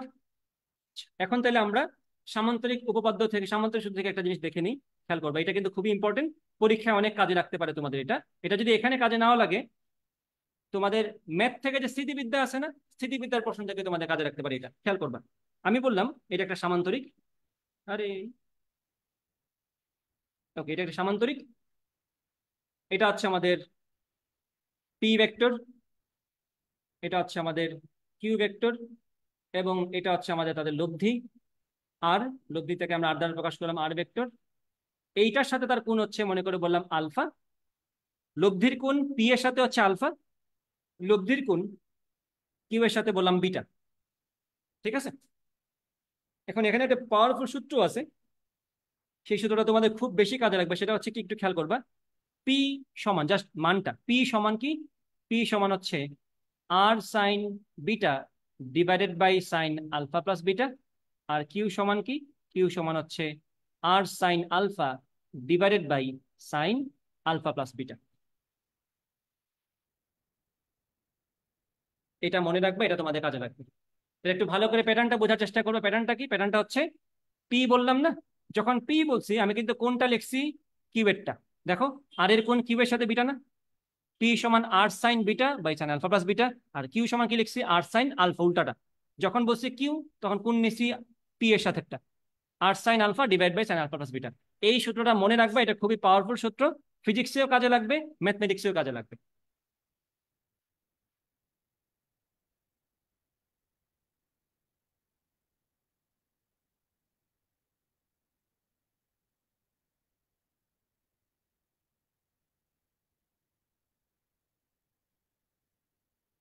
প্রমাণ দিচ্ছি না, প্রমাণ এই মুহূর্তে দরকার নেই, বাট প্রমাণের ভিডিও আলাদাভাবে আছে, কারো যদি লাগে চেয়ে নিতে পারো, সমস্যা নেই। বাট এই মুহূর্তে প্রমাণ লাগবে না, এই মুহূর্তে জাস্ট মনে রাখাটা জরুরি। So R sine beta by sine alpha plus beta, আর R sine alpha by sine alpha plus beta. এখন কথা হচ্ছে, যদি প্রমাণ তোমার মনে হয় যে আমি দেখি নিজে প্রমাণ করতে পারি কিনা, হিন্টস দিয়ে দিই। এখানে হচ্ছে তোমার সাইন রুলের ব্যবহার আমরা করছি। সাইন রুল আমরা পড়ছি না ত্রিকোণমিতিতে? সাইন রুল মনে আছে কিনা? সাইন রুল আমাকে কি বলতে একটু বলো তো, বলো সাইন রুল আমাকে কি বলে? সাইন রুল, ত্রিভুজের সাইন রুল আছে না? এই যে ত্রিভুজ, চ্যাপ্টার 7 একদম শেষেরটা, প্রথম পত্রের ম্যাথের। এবিসি যদি আমাদের ত্রিভুজ হয়, এ কোণের বিপরীত বাহুর দৈর্ঘ্য আমরা বললাম স্মল এ, এটাকে বললাম স্মল বি, এটাকে বললাম স্মল সি। এটা আমাকে কি বলে? এ বাই সাইন এ সমান বি বাই সাইন বি সমান সি বাই সাইন সি। আর ওইটা লেখার দরকার নাই, ওটা না লিখলেও চলবে, টু আর তাও লিখে দিলাম। জাস্ট পরিবৃত্তের ব্যাসার্ধ বা পেরিসার্কেলের রেডিয়াস হচ্ছে আর। ঠিক আছে, ত্রিভুজের সাইন সূত্র, হ্যাঁ। এটা তুমি যদি ঠিক মতো ইউজ করতে পারো, তাহলে এখানে এটা ব্যবহার করে তুমি এই সূত্র বের করতে পারবা। সো এখন আমি এটা তোমার কাছে রেখে দিলাম। তোমার যদি কিউরিওসিটি থাকে, তোমার যদি মনে হয় যে এটা থেকে এটা কেমনে আসে দেখতে চাই, তোমার তাহলে এই সূত্রটা থেকে তোমার প্র্যাকটিসও হয়ে গেল, একটু মাথা খাটানো হয়ে গেল। আমি যা হিন্টস দিলাম, সাইন রুল দিয়ে এই জায়গায় আসা যায়। এবং অবশ্যই বুঝতে হবে তোমাদের এখানে, এই পি দ্বারা কিন্তু আমি এই বাহুর দৈর্ঘ্য বোঝাচ্ছি, এবং এই কিউ দ্বারা কিন্তু আমি এই বাহুর দৈর্ঘ্য বোঝাচ্ছি। এটা তোমাদের বুঝে নেওয়া উচিত, এটা তোমার মনে রাখা উচিত। আমরা কিন্তু ভেক্টরকে কোনো একটা রেখা দ্বারা যখন প্রকাশ করি, সেই রেখার দৈর্ঘ্যটা কিন্তু ভেক্টরের মান বোঝায়। এটা আশা করি জানা আছে। তাহলে অবশ্যই এটা আমার এই বাহুর দৈর্ঘ্য বোঝাচ্ছে পি, এই বাহুর দৈর্ঘ্য হচ্ছে কিউ। বাকি সব তোমাকে যা যা বললাম হিন্টস দিয়ে দিলাম। এখন এখান থেকে এখানে আসার দায়িত্ব তোমার। যদি করতে পারো ভালো, না করতে পারলে আরেকবার ট্রাই করবা। ট্রাই করতে পারাটা জরুরি, কারণ পরীক্ষার হলে তোমাকে এই সিচুয়েশনে ফেলাই হবে যেখানে তোমার মাথা খাটানো লাগবে। খাটানো লাগছে না জিএসটি পরীক্ষায় বসে মাথা? মুখস্থ পড়ছে সবকিছু কমন না, তাহলে মাথা খাটানোর অভ্যাস এখন থেকে করতে হবে, তাহলে পরীক্ষার জন্য একটু স্ট্রং মাইন্ডসেটে থাকতে পারবা। বুঝতে পারছো? খালি তোমাদেরকে বলা হয়েছে মুখস্থ আসবেই, এটাই কমন পড়ে যাবে, এটা পড়ে যাবে, এটা কমন পড়ে আসছে, বাট পরীক্ষায় তো আসলে সিচুয়েশন এরকম থাকে না। পরীক্ষার সিচুয়েশন থাকে ও মা কিছু দিতে পারি না দেখি, এরকম একটা অবস্থা হয়ে যায়। সো এই ব্যাপারটা বাসা থেকে যদি প্রিপারেশন নিতে পারো, যে না পারলে কিভাবে ট্রাই করতে হয়, বা ট্রাই করে একটা জিনিস কিভাবে না পারা সত্ত্বেও বের করে ফেলা যায়, সেগুলো বাসা থেকে করে যেতে হয়, নাহলে পরীক্ষা হলে প্যানিক বেড়ে যায়। কথাগুলো বুঝতে পারছো? সো এই সূত্রটা খুবই গুরুত্বপূর্ণ, এবং এটা মনে রাখবা, এটা তোমাদের ম্যাথেও কাজে লাগবে, ফিজিক্সের কাজে লাগবে, সো এটা মনে রাখবে। ঠিক আছে?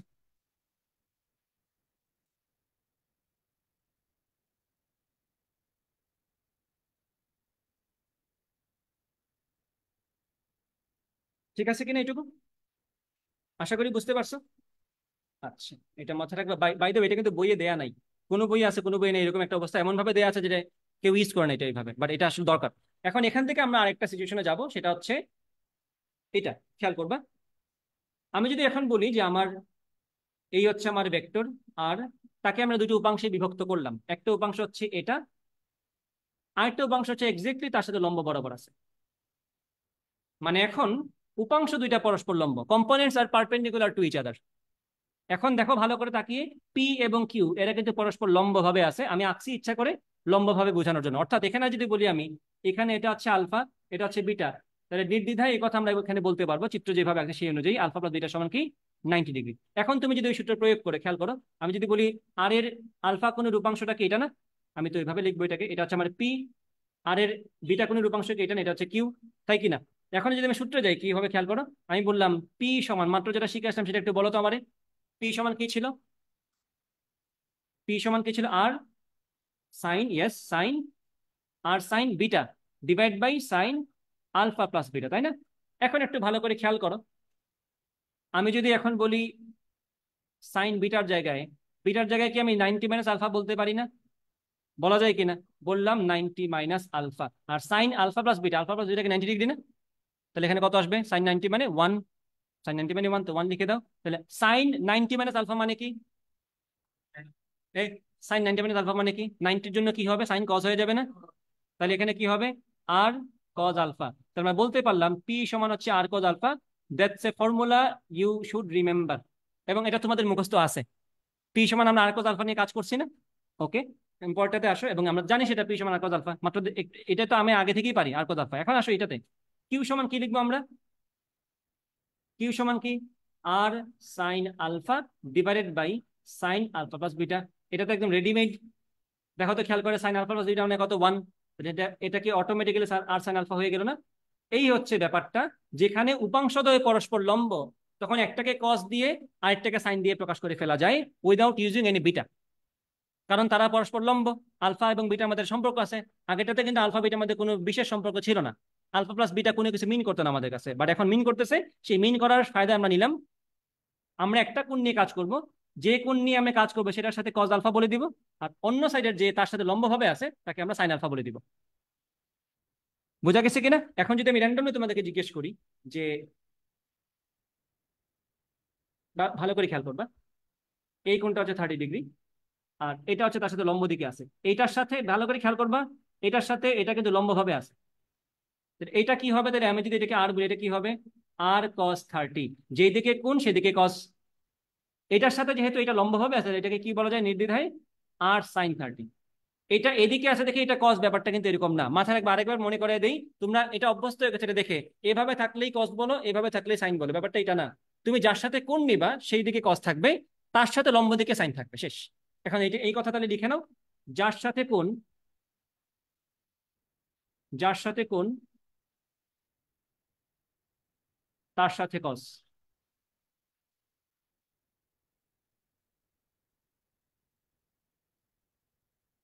যার সাথে কোণ তার সাথে কস, এবং এই তার সাথে, এবং এই তার সাথে লম্ব দিকে সাইন। আশা করি তারের কানেকশনটা বুঝতে পারছো। দেখো তো খেয়াল করে, যার সাথে কোণ তার সাথে কস, তার সাথে লম্ব দিকে সাইন। এই তার বলতে কোনটা বোঝাচ্ছি? যার সাথে কস দিছি তার সাথে লম্ব দিকেটা আমরা সাইন নিব। ঠিক আছে, এখন এটা ডান দিক নাকি বাম দিক, পূর্ব দিক নাকি পশ্চিম দিক আমার দেখার দরকার নেই। আমি আমার ম্যাথ করার জন্য যে দিকটার সাথে আমি কোণ দিব থিটা, আমি সেদিকে বলবো আর কস থিটা, এবং সেই দিকটার সাথে লম্ব দিকে আমরা কি বলবো? আর সাইন থিটা। বুঝছো? প্রশ্ন খুব বেশি সলভ করার থেকে জরুরি বিষয় হচ্ছে অ্যানালাইসিসটা ঠিকমতো করতে পারে। অ্যানালাইসিস ঠিকমতো করা শিখে গেলে প্রশ্ন তুমি সলভ করে 100টা প্রশ্ন সলভ করলেও পরীক্ষায় ভালো করতে পারবা। আর নাইলে খালি গাধার মতো পরীক্ষার প্রশ্ন সলভ করতেই থাকবে, করতেই থাকবে, পরীক্ষার রেজাল্টটা তুমি দেখবা আবার ঘুরে ফিরে সে একই বাস খেয়ে বসে আছো। অ্যানালাইসিসটা খুবই জরুরি। ঠিক আছে,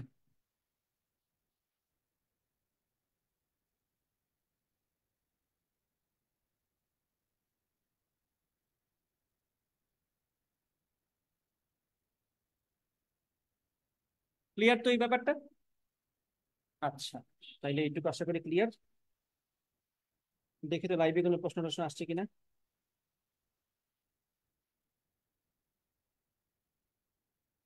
না, শুধুমাত্র ওয়াচিং চলতেছে। আচ্ছা, ওয়াচিং এ করুক, সমস্যা নেই। এইটুকু তাহলে ক্লিয়ার আশা করি সবার। গুড। তাহলে দেখো আমরা কি কি দেখলাম বাই নাও। আমরা লব্ধির ব্যাপারটা দেখলাম, সামান্তরিক দেখলাম, লম্বাংশ এখনো দেখি নাই, অভিক্ষেপ দেখলাম, উপাংশ দেখলাম, এগুলো দেখা হয়েছে হালকা পাতলা। উপাংশ দেখলাম, এবং এই যে পরস্পর লম্বভাবে থাকা যে উপাংশটা, সেটাকে আমরা কি বলি? লম্বাংশ বলি। লম্বাংশ তো এটা আলাদাভাবে বললাম না এখন। এখন আমরা যাবো আস্তে আস্তে আয়ত একক ভেক্টরে, দেন আমরা চলে যাবো লম্বাংশ উপপাদ্যে। আয়ত একক ভেক্টর আগে দেখবো, দেন যাবো লম্বাংশ। ঠিক আছে, তো আয়ত একক ভেক্টরের সাথে আশা করি রেক্টেঙ্গুলার ইউনিট ভেক্টরের সাথে তোমাদেরকে খুব বেশি পরিচয় করিয়ে দেওয়া লাগবে না। আশা করি এটা তোমরা বললেই বুঝবা। আমি যদি বলি 2i ক্যাপ, সেটা কি মিন করে? একটা ভেক্টর যেটা এক্স অক্ষ বরাবর 2 একক। তাহলে বলি, যদি বলি 3j ক্যাপ, কি মিন করে? 3 একক। যদি বলি 2i cap plus 3j cap, হ্যাঁ, এটা বোঝায় দুইটা ভেক্টরের লব্ধি, অথবা বোঝায় এটা একটা ভেক্টর যে এক্স অক্ষ বরাবর 2 ঘর, ওয়াই অক্ষ বরাবর 3 ঘর। তো এটাকে যদি আমি আঁকি, আঁকলে কি হবে? এক্স অক্ষ বরাবর 2 ঘর, ওয়াই অক্ষ বরাবর 3 ঘর। এই হচ্ছে আমার ভেক্টরটা। আমি যদি এটা প্লট করি, এটা এক্স্যাক্টলি কার্টেশিয়ান স্থানাঙ্ক ব্যবস্থার মতোই, বাট নট কার্টেশিয়ান স্থানাঙ্ক ব্যবস্থা। আমি যদি কার্টেশিয়ান স্থানাঙ্ক ব্যবস্থায় বলি 2,3, সেটা একটা এক্সাক্ট পজিশনেই থাকবে। এই বিন্দুকে কিন্তু তুমি বদলাতে পারবা না। আমি বলতে পারবো না এখানে 2,3 এখানেও বসবে, আবার 2,3 এখানে বসবে, এটা কি সম্ভব? না, বাট ভেক্টরের ক্ষেত্রে আমরা কি ভেক্টরের সমান্তরাল স্থানান্তর বিধি পড়ছি না? এই যে 2ik+3j এই ভেক্টরটা কি আমার এখানেই থাকতে হবে? না, আমার 2ik+3j কি এখানে থাকতে পারে না।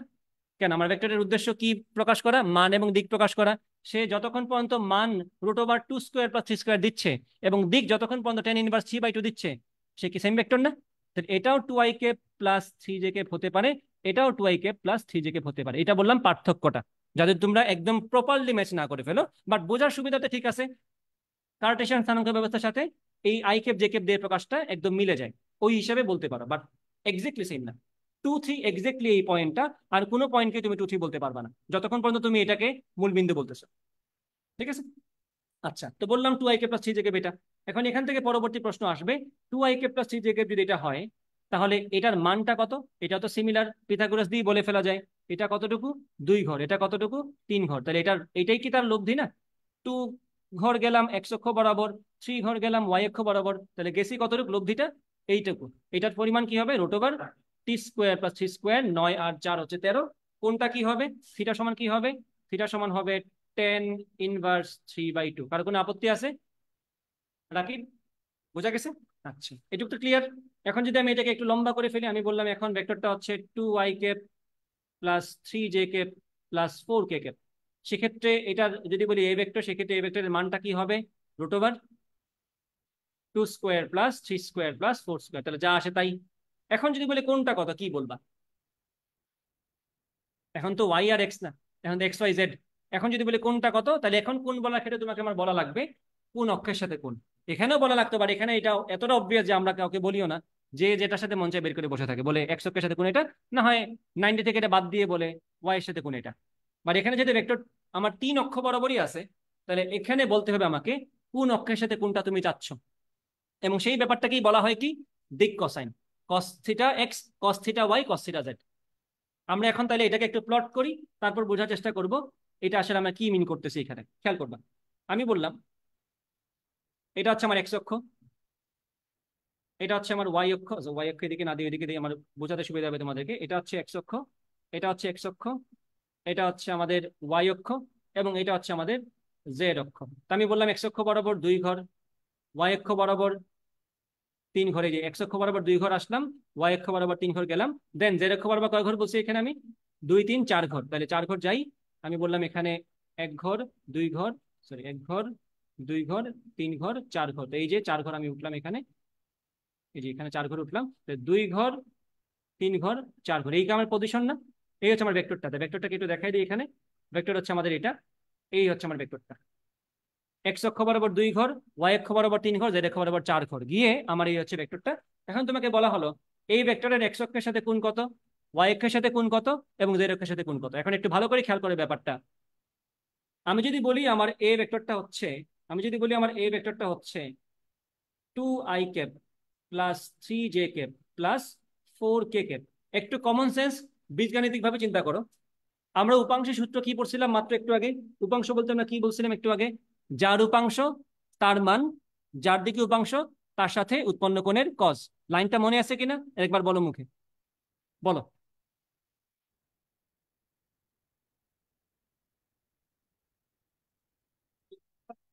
হ্যাঁ, ওইটার সাথে উৎপন্ন কোণের কস, যার উপাংশ তার মান, যার দিকে উপাংশ তার সাথে উৎপন্ন কোণের কস। ঠিক আছে? এই ভেক্টরকে কে আমি এখানে উপাংশ ভেঙে ভেঙে প্রকাশ করছি না? এক্স অক্ষ বরাবর কতটুকু আছে? 2 ঘর, ওয়াই অক্ষ বরাবর 3 ঘর, জেড অক্ষ বরাবর 4 ঘর। তাহলে এখানে অলরেডি উপাংশের মান তোমাকে দেয়া আছে। তাহলে এ ভেক্টরের এক্স অক্ষ বরাবর উপাংশের মান হচ্ছে 2, এ ভেক্টরের ওয়াই অক্ষ বরাবর উপাংশের মান হচ্ছে 3, এ ভেক্টরের জেড অক্ষ বরাবর উপাংশের মান হচ্ছে 4। তাহলে মান দেয়া আছে আমাকে। তা আমি যদি বলি এ উপাংশের মান আমাকে দেয়া আছে, আমি উপাংশের মান জানি 2। আমি বললাম এ ভেক্টরের এক্স অক্ষ বরাবর উপাংশের মান দেয়া আছে এক্স। উপাংশের মান বলা আছে না এখানে, এই যে এক্স এর 2 বসাবো। সূত্রটা কি? যার উপাংশ তার মান ইনটু যার দিকে উপাংশ তার সাথে উৎপন্ন কোণের কস। আমরা যদি প্রথমে বলি এক্স অক্ষের সাথে কোণ কত, থিটা এক্স বলবো, তাই বলবো কি যার উপাংশ তার মান, যার দিকে উপাংশ তার সাথে উৎপন্ন কোণের কস। কার কোন আপত্তি আছে এখানে? উপাংশ কার? এ ভেক্টরের। যার উপাংশ তার মান, কোন দিকে উপাংশ নিচ্ছি আমরা? এক্স অক্ষ বরাবর। তাহলে এ ভেক্টরের এক্স অক্ষের সাথে উৎপন্ন কোণের কস সমান কি এক্স অক্ষ বরাবর উপাংশটা? সেটাকে আমাকে বলা আছে না প্রশ্নে 2। তাহলে এখান থেকে কি আমি বলতে পারি না যে cos θ x সমান হচ্ছে এ এক্স বাই এ। কারো কোনো আপত্তি আছে? নাই। যদি আপত্তি না থাকে তো সেম কথা তো আমরা থিটার ক্ষেত্রে ওয়াই এর ক্ষেত্রেও বলতে পারি। ওয়াই এর সাথে কোনটা কি হবে? কস থিটা ওয়াই সমান এ ওয়াই বাই এ। তাহলে অনুরূপ ভাবে আমরা বলতে পারি কস থিটা জেড সমান A Z by Z. So A Z by A. তো দেখো এখানে তোমার ইমাজিনেশনের পাশাপাশি তোমার মুখস্থ বিদ্যাটাও কাজে লাগতেছে, তাই না? যার উপাংশ তার মান, যার দিকে উপাংশ তার সাথে উৎপন্ন করে কস। তাহলে যার উপাংশ তার মান, যার দিকে উপাংশ তার সাথে উৎপন্ন করে কস। আর উপাংশের মান তো আমাকে প্রশ্নেই বলা আছে 2। ঠিক আছে কিনা? তাহলে এই যে জিনিসটা কস থিটা এক্স সমান এটা, কস থিটা ওয়াই সমান এটা, আর কস থিটা জেড সমান এটা, এগুলোকে আলাদাভাবে কি বলা হয়? প্রত্যেকটা অক্ষ বরাবর যার যার দিক কোসাইন বলা হয়। এটা হচ্ছে ডিরেকশন কোসাইন বা দিক কোসাইন। এটা হচ্ছে এক্স অক্ষ বরাবর দিক কোসাইন এ ভেক্টরের, এটা হচ্ছে ওয়াই অক্ষ বরাবর দিক কোসাইন, এটা হচ্ছে জেড অক্ষ বরাবর দিক কোসাইন। এবং সেখান থেকে তুমি অবশ্যই ক্যালকুলেটর থাকলে কঠিন কোণটাও বের করতে পারবা, বাট পরীক্ষায় তোমাকে সহজ কোণ দেওয়া হবে যাতে করে ক্যালকুলেটর ছাড়াই করা যায়। তোমাকে যদি এখন বলি কোনটা কত বের করতে পারবা না, থিটা এক সমান কি হবে? কজ ইনভার্স এক্স বাই এ। বাকিগুলো আশা করি পারবা করতে। তাহলে বুঝতে পারছো দিকের ব্যাপারটা? আচ্ছা, তাহলে এখানে যদি বলি এই ম্যাথটা যদি করি, আমি এটা যদি করে বের করি, এখানে কি হবে বলতো? এক্স অক্ষ বরাবর উপাংশ কত? 2। কার উপাংশ? এ এর উপাংশ। তাহলে এ এর মানটা লিখতে হবে এখানে এ। আমি বললাম এক্স অক্ষের সাথে কোনটা হচ্ছে থিটা এক্স, তাহলে এ কস থিটা এক্স। কারো কি এখানে কোনো কনফিউশন আছে? নাই। তাহলে এখান থেকে এ এর মানটাকে আমি বের করতে পারবো না? এর মানটা কত বলো তো একটু? √2² প্লাস 3² প্লাস 4²। আসো, তুমি আসো। তাহলে এখানে আমি লিখতে পারি এখানে cos থিটা এক্স সমান 2/√2² প্লাস 3² প্লাস 4²। অনুরূপ ভাবে বাকিগুলো করতে পারবে আশা করি। যদি এখন তোমাদেরকে বলি আমি cos থিটা ওয়াই সমান কি হবে, তাহলে প্রথমে দেখতে হবে ওয়াই অক্ষ বরাবর কে আছে? এ ওয়াই না? কি আছে এখানে? 3। 3/, এটা তো আর তোমরা পারবাই, √2² প্লাস 3² প্লাস 4²। বোঝা গেছে কিনা? কনফিউশন আছে কোনো? নাই। কনফিউশন না থাকলে ভালো। আশা করি এটুকু বুঝতে পারছো। তাহলে কোনো একটা ভেক্টর দিয়ে যদি তোমাকে যদি বলে যে কোনো অক্ষ বরাবর তার দিকটা বের করো, অবশ্যই বের করতে পারবা নাকি? আচ্ছা, এখন আসো আমরা অক্ষের সাথে দিক তো পেয়ে গেলাম, এক্স অক্ষ ওয়াই অক্ষ জেড অক্ষের সাথে দিক পেয়ে গেলাম, এবং এই কোণগুলার কসকে কি বলে? এই কোণগুলার কসকে কি বলা হয়? বলছি একটু আগে। প্রত্যেকটা অক্ষ বরাবর ভেক্টরের উৎপন্ন কোণের কোসাইনকে কি বলা হয়? বলো বলো, জুড়ে বলো। দিক কোসাইন। নাম না বললে হবে কেমনে? ক্লাসে তোমরা শব্দগুলো ভুলে যাও কেন? নাহলে খাতায় লিখে রাখবা। খাতায় লিখছো এটা? লিখতে হবে তো। এত অলস হলে কেমনে হবে?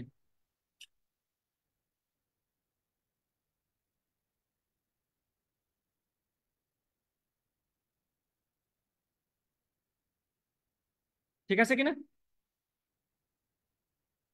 তাহলে এখন তুমি বলো উপাংশের সূত্রটা আরেকবার বলো।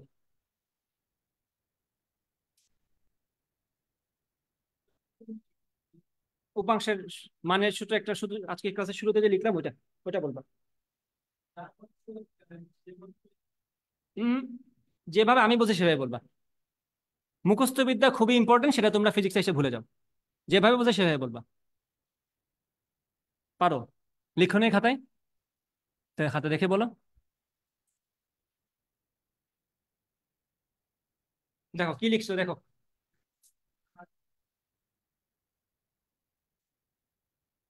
দেখছো? যে জায়গায় মুখস্থ দরকার সেই জায়গায় বলতেছি মুখস্থ করবা। কি বলছে আরেকবার বলো?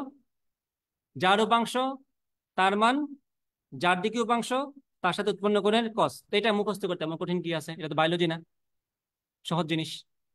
আর তোমার যদি বাংলা ভুলে যাও, ইংলিশটা মনে করো। এ কস থিটা না? এ কি ছিল? যার উপাংশ তার মান। কস থিটা কি ছিল? যার সাথে উপাংশ তার সাথে উৎপন্ন কোণের কস। যার দিকে উপাংশ তার সাথে উৎপন্ন কোণের কস ছিল এটা। আচ্ছা ঠিক আছে, তাহলে আশা করি এটুকু বুঝতে পারছো। তাহলে বলো দিক কোসাইনের ব্যাপারটা ক্লিয়ার তোমাদের? দিক কোসাইন তাহলে কি একটু বলো তো আমারে। দিক কোসাইন তো আরেকটা। দিক কোসাইন তো হচ্ছে কোনো একটা ভেক্টরের কোনো একটা অক্ষের সাথে, ওই কোনো একটা অক্ষ বলতে এক্স অক্ষ ওয়াই অক্ষ জেড অক্ষ, এগুলোর সাথে উৎপন্ন কোণের কস, জাস্ট কোসাইনকেই দিক কোসাইন বলা হচ্ছে। এক্স অক্ষ বরাবর উৎপন্ন কোণের কসকে বলা হচ্ছে এক্স অক্ষ বরাবর দিক কোসাইন। ওয়াই অক্ষের সাথে উৎপন্ন কোণের কসকে বলা হচ্ছে ওয়াই অক্ষ বরাবর দিক কোসাইন। আর জেড অক্ষের সাথে উৎপন্ন কোণের কসকে বলা হচ্ছে জেড অক্ষ বরাবর দিক কোসাইন। বুঝা গেছে?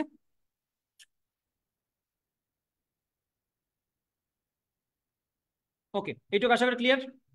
ডান। এখন আসো পরেরটাতে। এখন যদি তোমাকে বলা হয় তলের সাথে কোণ, দিকের সাথে কোণ তো বলি, বুঝে গেলাম আমরা, দিকের সাথে কোণ তো আমরা সবাই বুঝলাম।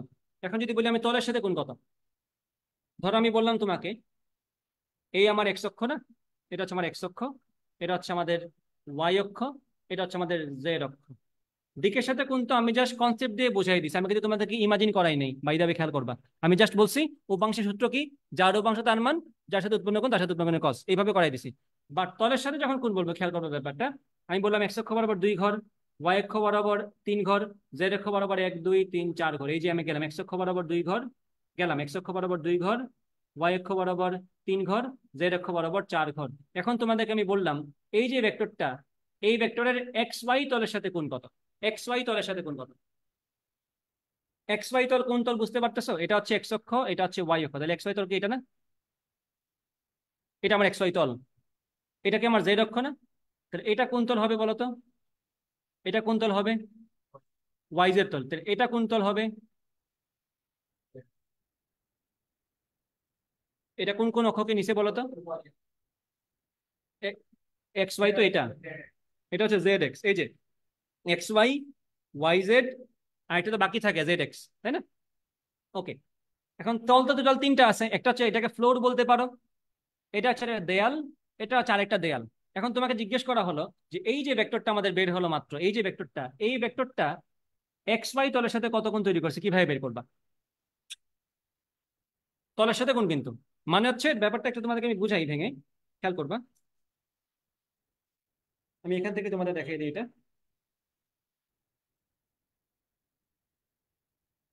মনে করো,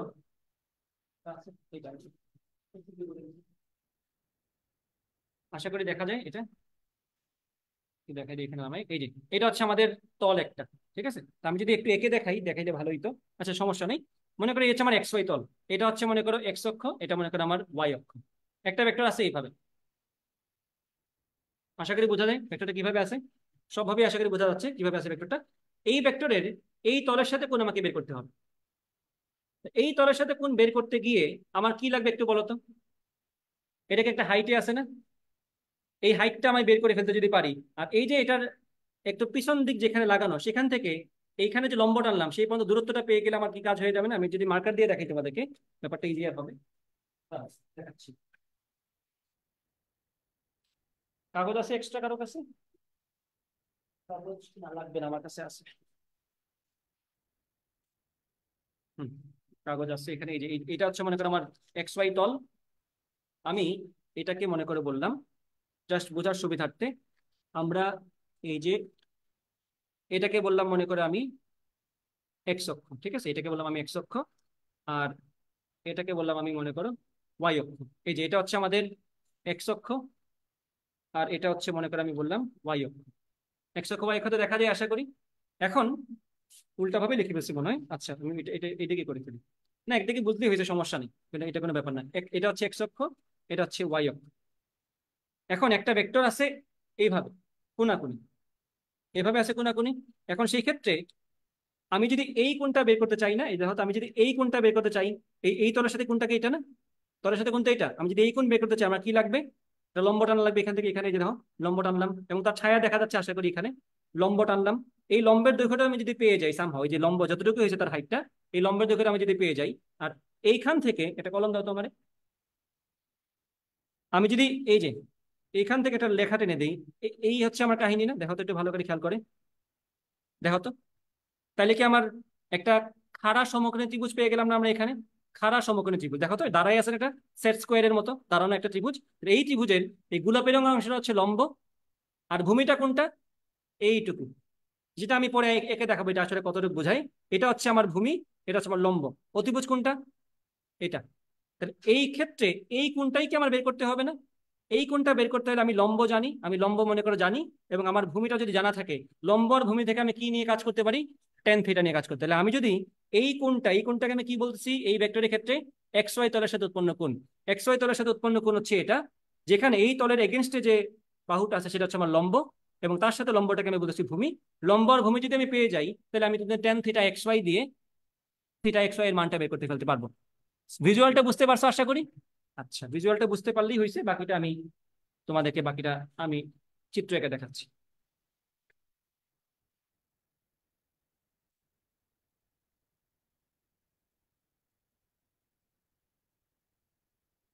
ওকে, এখন আসো এখানে। এই যে তোমাদের সামনে এখন আশা করি ভাসতেছে জিনিসটা, যে আসলে ওই যে আমি কলম দিয়ে যে রেখা টান দিছিলাম, সেটা সেটা আসলে কোনটুকু একটু খেয়াল করবা। সেটা আসলে হচ্ছে এই যে এই রেখাটা, এই যে এই জায়গাটা, বুঝতে পারছো? টান দিয়ে দিছিলাম, আর এটা হচ্ছে আমার সেই গোলাপি কলম যেটা আমি দেখাইছিলাম, খাড়া করে দেখাইছিলাম এটা।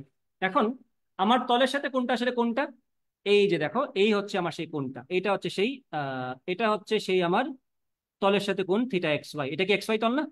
এক্স ওয়াই তলের সাথে কোণ সেটা। এখন তোমরা নিজেরা দেখে দেখে বলতে পারবা, নিজেরা দেখে দেখে বলতে পারবা, যে কালিটা চেঞ্জ করে দিই। আহ নিজেরা দেখে দেখে বলতে পারবে এখানে এটা হচ্ছে আমাদের থিটা এক্স ওয়াই। তাহলে এই হাইটটা আসলে কতটুক? এটাকে জেড অক্ষ বরাবর কতটুকু ছিলাম সেটা না? এটাকে জেড অক্ষ বরাবর হাইটটা না? এটা হচ্ছে আমাদের সেই এ জেড। আর এটা কতটুকু বলতে পারবা কিনা, এটা কিন্তু তোমার ডিরেক্ট বলা জানার কথা না। এটা হচ্ছে তোমার, খেয়াল করবে একটু ভালো করে, যদি একটু জুম ইন করি, আমি কি এক্স অক্ষ বরাবর 2 ঘর গেছিলাম না? ওয়াই অক্ষ বরাবর লম্বভাবে 3 ঘর গেছিলাম না? তাহলে এটা কি আমার সেই মাটিতে শোয়ানো ত্রিভুজের অতিভুজ না? চেনা যায় দেখে? তাহলে এটাকে যদি আমি এ এক্স বলি, এটাকে যদি আমি এ ওয়াই বলি, so this thing is root over A Z A Y square plus A X square. দেখো তো, এটাকে এই মাটিতে শোয়ানো এটা কিন্তু সমকোণী ত্রিভুজ, বাই দ্য ওয়ে। এটা কি বুঝতে পারতেছে এটা যে সমকোণী ত্রিভুজ? কারণ আমি কিন্তু, হ্যাঁ, এটা তো আমার থ্রি ডাইমেনশনালি বুঝতে হবে, তাই এইভাবে আঁকতে হবে, কিছু কারণে বাঁকা করে আঁকতে হবে। বাট এটা কিন্তু আসলে বাঁকা না, এটা কিন্তু আসলে এখানে কত ডিগ্রি কোণ? 90 ডিগ্রি কোণ। তাহলে এটা যদি আমাদের ভূমি হয়, এটা যদি আমার লম্ব হয়, অতিভুজটা আমি অবশ্যই বের করতে পারবো। এবং এই অতিভুজটা আবার এই খাড়া ত্রিভুজের ভূমি। চেনা গেছে এখন দেখে? তাহলে এখন তো তাহলে বুঝে গেছো। তাহলে আমি এখানে বলতে পারি এই অতিভুজ ডট ডট ডট করা যে লেখাটা আছে, সেটা হচ্ছে আসলে আমাদের রুট ওভার এ এক্স স্কোয়ার প্লাস এ ওয়াই স্কোয়ার। কোনো সন্দেহ আছে কারো এখানে? নাই। তাহলে আমাদের তো ব্যবস্থা হয়ে গেল, খাড়া ত্রিভুজের লম্বটা তো আমি জানি এ জেড, ভূমিটাও আমি পেয়ে গেলাম রুট ওভার এ এক্স স্কোয়ার প্লাস এ ওয়াই স্কোয়ার। তাহলে টেন থিটা এক্স ওয়াই সমান কি? লম্ব বাই ভূমি। এখন জাস্ট আমরা যদি বের করে ফেলতে পারি মানটা, তাহলে তো কাজ শেষ। এখন খেয়াল করবা, আমি এখানে বললাম টেন থিটা এক্স ওয়াই সমান কি? লম্ব কত আমাদের? A Z. ভূমি কত আমাদের? রুট ওভার এ এক্স স্কোয়ার প্লাস এ ওয়াই স্কোয়ার। বলো, কার কোনো সন্দেহ আছে এখানে? বুঝছো না পুরো ব্যাপারটা? পুরো ব্যাপারটা যদি বুঝে যাও, তাহলে কিন্তু থিটা এক্স ওয়াই যদি বুঝতে পারি, একটু ভালো করে প্যাটার্নটা বোঝার চেষ্টা করবা। থিটা এক্স ওয়াই বলছি না? উপরে লিখছি কত? A Z. তাহলে এক্স ওয়াই বললে জেড, আর নিচে এক্স ওয়াই দুইটাই। তাহলে সেম স্টাইলে আমরা কি থিটা ওয়াই জেডটা কত হয় বলতে পারবো না? বলো তো এখানে কি হবে? মানে এটা কি বোঝাচ্ছে? ওয়াই জেড তলের সাথে উৎপন্ন কোণটা, থিটার tan tan theta Y Z, এখানে কত আসবে? এক্স, এটা সবার, তাহলে নিচে কি বসবে? A Y square plus A Z square. তাহলে অবভিয়াস কথা, অবভিয়াস কথা, থিটা জেড এক্সটা তোমরা পারা উচিত। তাহলে দেখো, মুখস্থ বিদ্যা মাস্ট, একটা পারলে অন্যটা পারা যায়, এবং প্যাটার্নটা ধরতে পারো মাস্ট। এগুলা ছাড়া তুমি পরীক্ষায় ভালো করতে পারবে না, খালি বুঝে হবে না। দেখো এখানে কিন্তু তোমাকে আমি ইমাজিন করতে বলি নাই, বলছি এটা প্যাটার্ন বুঝছো না? এখন বলি এটা কি হবে। এটা প্যাটার্ন বুঝছো, তাহলে এটা বলে এখন কি হবে, থিটা এক্স জেড কি হবে, টেন থিটা এক্স জেড কি হবে? ওটা হবে A Y divide by root over X square plus A Z square. এই তো সাবাস, বুঝে গেছো তাহলে ব্যাপারটা। তো দেখো এখানে মুখস্থ বিদ্যা প্লাস ইমাজিনেশন প্লাস প্যাটার্ন বোঝা সবকিছু তোমার লাগবে। পরীক্ষা হলে সব করা যাবে না, এই জন্য আগে থেকে সবকিছু রেডি করে যাওয়া লাগবে। রাকিব, বুঝছো এখন? ক্লিয়ার? তুমি বুঝছো? তোমার নাম কি? তাহমিদ, আচ্ছা।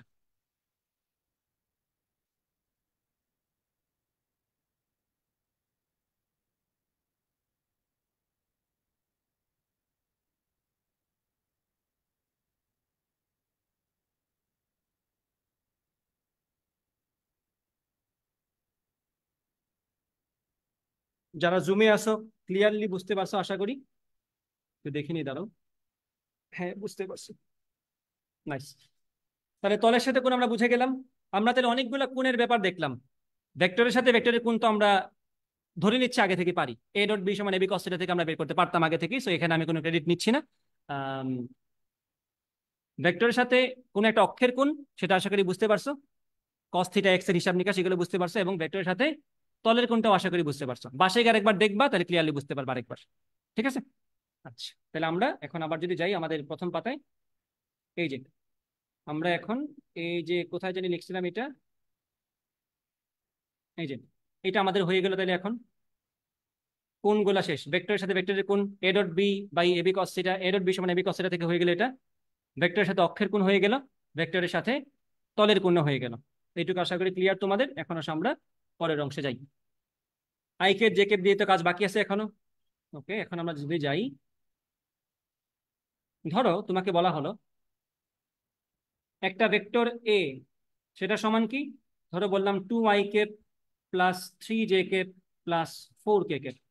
আরেকটা ভেক্টর হচ্ছে বি ভেক্টর, সেটাকে বললাম আমি 3i minus 2j, 3i minus 2j plus 6k। এখন যদি তোমাদেরকে বলি যে এ প্লাস বি সমান কি হবে, এটা কি সিম্পলি বীজগণিতের মতো করে বলে দেওয়া যায় না? তোমরা অবশ্যই এটা পারো। 3 আর 2 যোগ করলে 5, 5i, 3 থেকে 2 গেলে 1, শুধু j, 4 আর 6 যোগ করলে 10, 10k। এখন এখন তো বললাম জাস্ট এ প্লাস বি সমান কত, বাট বিহাইন্ড দ্য সিন এখানে আসলে হচ্ছে কি বলতো? এ আর বি এর লব্ধি। এবং খেয়াল করে ভালো করে, আমরা এ আর বি এর যখন লব্ধি বের করলাম, তাহলে আমরা যখন যোগ করছি আমরা কি আই এর গুলার সাথে আই এর গুলা যোগ করছি না? জে এর গুলার সাথে জে এর গুলা, কে এর গুলার সাথে কে এর গুলা। এবং তাহলে খেয়াল করে একটু, এটা কি লব্ধির এক্স অক্ষ বরাবর রূপাংশ না? এটা কি লব্ধির এক্স অক্ষ বরাবর উপাংশ না? এটা কি লব্ধির ওয়াই অক্ষ বরাবর উপাংশ না? ওয়ান যেটাই আছে উপাংশ তো 5i পুরোটাই। এটা কি লব্ধির ওয়াই অক্ষ বরাবর উপাংশ না? এটা কি লব্ধির জেড অক্ষ বরাবর উপাংশ না? একটু ভালো করে এদিকে তাকাও। লব্ধির এক্স অক্ষ বরাবর উপাংশ এ ভেক্টর এবং বি ভেক্টরের এক্স অক্ষ বরাবর উপাংশের যোগফলের সমান। লব্ধির ওয়াই অক্ষ বরাবর উপাংশ এ ভেক্টর এবং বি ভেক্টরের, মাইনাস সহ বলতে হবে, এ ভেক্টর এবং বি ভেক্টরের ওয়াই অক্ষ বরাবর উপাংশের যোগফলের সমান। লব্ধির জেড অক্ষ বরাবর উপাংশ এ ভেক্টর এবং বি ভেক্টরের জেড অক্ষ বরাবর উপাংশের যোগফলের সমান। এই কথাটার নামই হচ্ছে লম্বাংশ উপপাদ্য। আমি এটা পড়ছিলাম কিনা? কোন একটা বিন্দুতে যদি একাধিক ভেক্টর ক্রিয়াশীল হয়, তাহলে সবগুলা ভেক্টরের এক্স অক্ষ বরাবর উপাংশের যোগফল লব্ধির এক্স অক্ষ বরাবর উপাংশের সমান। তো এখানে তো সেই কথাই বলছে, সবগুলা ভেক্টরের এক্স অক্ষ বরাবর উপাংশের যোগফল লব্ধির এক্স অক্ষ বরাবর উপাংশের সমান। সবগুলা ভেক্টরের ওয়াই অক্ষ বরাবর উপাংশের যোগফল লব্ধির ওয়াই অক্ষ বরাবর উপাংশের সমান। সেম কথা জেড অক্ষের জন্য বলা যায়। এটাই হচ্ছে তোমার সেই লম্বাংশ উপপাদ্য। তোমরা খেয়াল করো নাই আর কি এটা। ওইটা পড়ছো বাংলায়, এটা পড়ছো ইংলিশে, বাট কাহিনী আসলে সেম ছিল। আসো আসো, বাসায় গিয়ে একটু পড়াশোনা করতে হবে, বুঝছো? বাসায় গিয়ে রেকর্ডটা আরেকবার দেখবা। আর তোমাদের যদি মনে হয় যে আরো ডিটেইলে পড়া দরকার, তখন আমাকে বলবো, আমি তোমাদেরকে আমার একাডেমিক ক্লাসগুলো তোমাদেরকে দিব, তখন তোমরা আস্তে আস্তে নিজের নিজের পেসে দেখতে পারবা। সেগুলোও আছে। হ্যাঁ, একাডেমিক ক্লাসগুলো আমি তোমাদের দিব, আমি দিয়ে দিব তোমাদেরকে এগুলা, যাতে তোমরা, আমি তো এডমিশনের মতো করে পড়াচ্ছি, একটু ফাস্ট পড়াচ্ছি। যদি মনে হয় আমার আরেকটু স্লো পেসে যাওয়া দরকার, সেটা তো আমি যেতে পারবো না, তুমি পারবা। আমার রেকর্ড তো তোমার কাছে আছে। তুমি তখন টপিক ওয়াইজ ভেঙে ভেঙে, যে টপিক বুঝো না সেই টপিকের আলাদা করে 1 ঘন্টার ভিডিও আছে। এই যে সামান্তরিক উপপাদ্য, সামান্তরিক সূত্র, এটা নিয়ে একটা পুরো ক্লাস আছে আমার। তারপর তলের সাথে পূর্ণ একটা পুরো আধা ঘন্টার ক্লাস আছে। তো এত বড় ক্লাস নিয়ে তো আমার এডমিশন বেচ হবে না। তোমার যদি দরকার মনে হয়, আমার কাছে সেই রিসোর্সটা আছে, আমি তোমাদেরকে সেটা দিয়ে দিব। ঠিক আছে? বুঝা গেছে? আচ্ছা, তো এইটুক কথাবার্তা বুঝছো কিনা? A vector plus B vector সমান যে এই যে কথাটা, এটাই হচ্ছে তোমাকে ইনডিরেক্টলি ইংলিশ ভাষায় লম্বাংশ উপপাদ্য বলে দিচ্ছে। লম্বাংশ উপপাদ্য আমরা কি বলি? লব্ধির এক্স অক্ষ বরাবর উপাংশ, ধরে নিলাম আমার ভেক্টর হচ্ছে 3টা এবিসি। লব্ধির এক্স অক্ষ বরাবর উপাংশ এ ভেক্টরের এক্স অক্ষ বরাবর উপাংশ, বি ভেক্টরের এক্স অক্ষ বরাবর উপাংশ, সি ভেক্টরের এক্স অক্ষ বরাবর উপাংশের যোগফলের সমান। লব্ধির ওয়াই অক্ষ বরাবর উপাংশ এ ভেক্টরের ওয়াই অক্ষ বরাবর উপাংশ, বি ভেক্টরের ওয়াই অক্ষ বরাবর উপাংশ, সি ভেক্টরের ওয়াই অক্ষ বরাবর উপাংশের যোগফলের সমান। এখানে কিন্তু আমরা সেই কাজটাই করছি। যদি আমি এখানে থার্ড ভেক্টর নিয়ে নিতাম এবিসি, তাহলে এই কথাটা এখানে তোমরা মিল খুঁজে পেতা। এখন দেখো, লব্ধি তুমি পেয়ে গেছো না এখন, এ প্লাস বি। এখন যদি এখান থেকে বলি, এটাকে যদি আমি লব্ধি ভেক্টর বলে দিই এখন এই মুহূর্তে, তাহলে যদি বলি লব্ধির মানটা কত, কি হবে? √5² প্লাস 1² 1² প্লাস 10²। আশা করি বুঝতে পারছো। আর সাধারণত সাধারণত যখন তোমাকে প্রশ্ন দিবে লম্বাংশ উপপাদ্য দিয়ে কাজ করার সময়, তোমাকে এক্স অক্ষ ওয়াই অক্ষ জেড অক্ষ দিবে না, তোমাকে দিবে শুধুমাত্র এক্স অক্ষ ওয়াই অক্ষ। তা যাতে করে তুমি খুব সহজেই কোনটা বের করতে পারো। কারণ 3 ডাইমেনশন হয়ে গেলে কিন্তু কোনটা একটা ঝামেলার হয়ে যায়।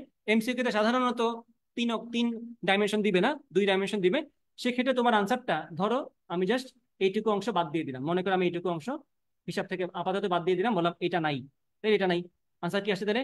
5ak plus jk। তাহলে এখানে আমার লব্ধির মানটা কি আসবে সেক্ষেত্রে? √25 প্লাস 1 √26। তাহলে যদি বলে কোনটা কত, কি হবে?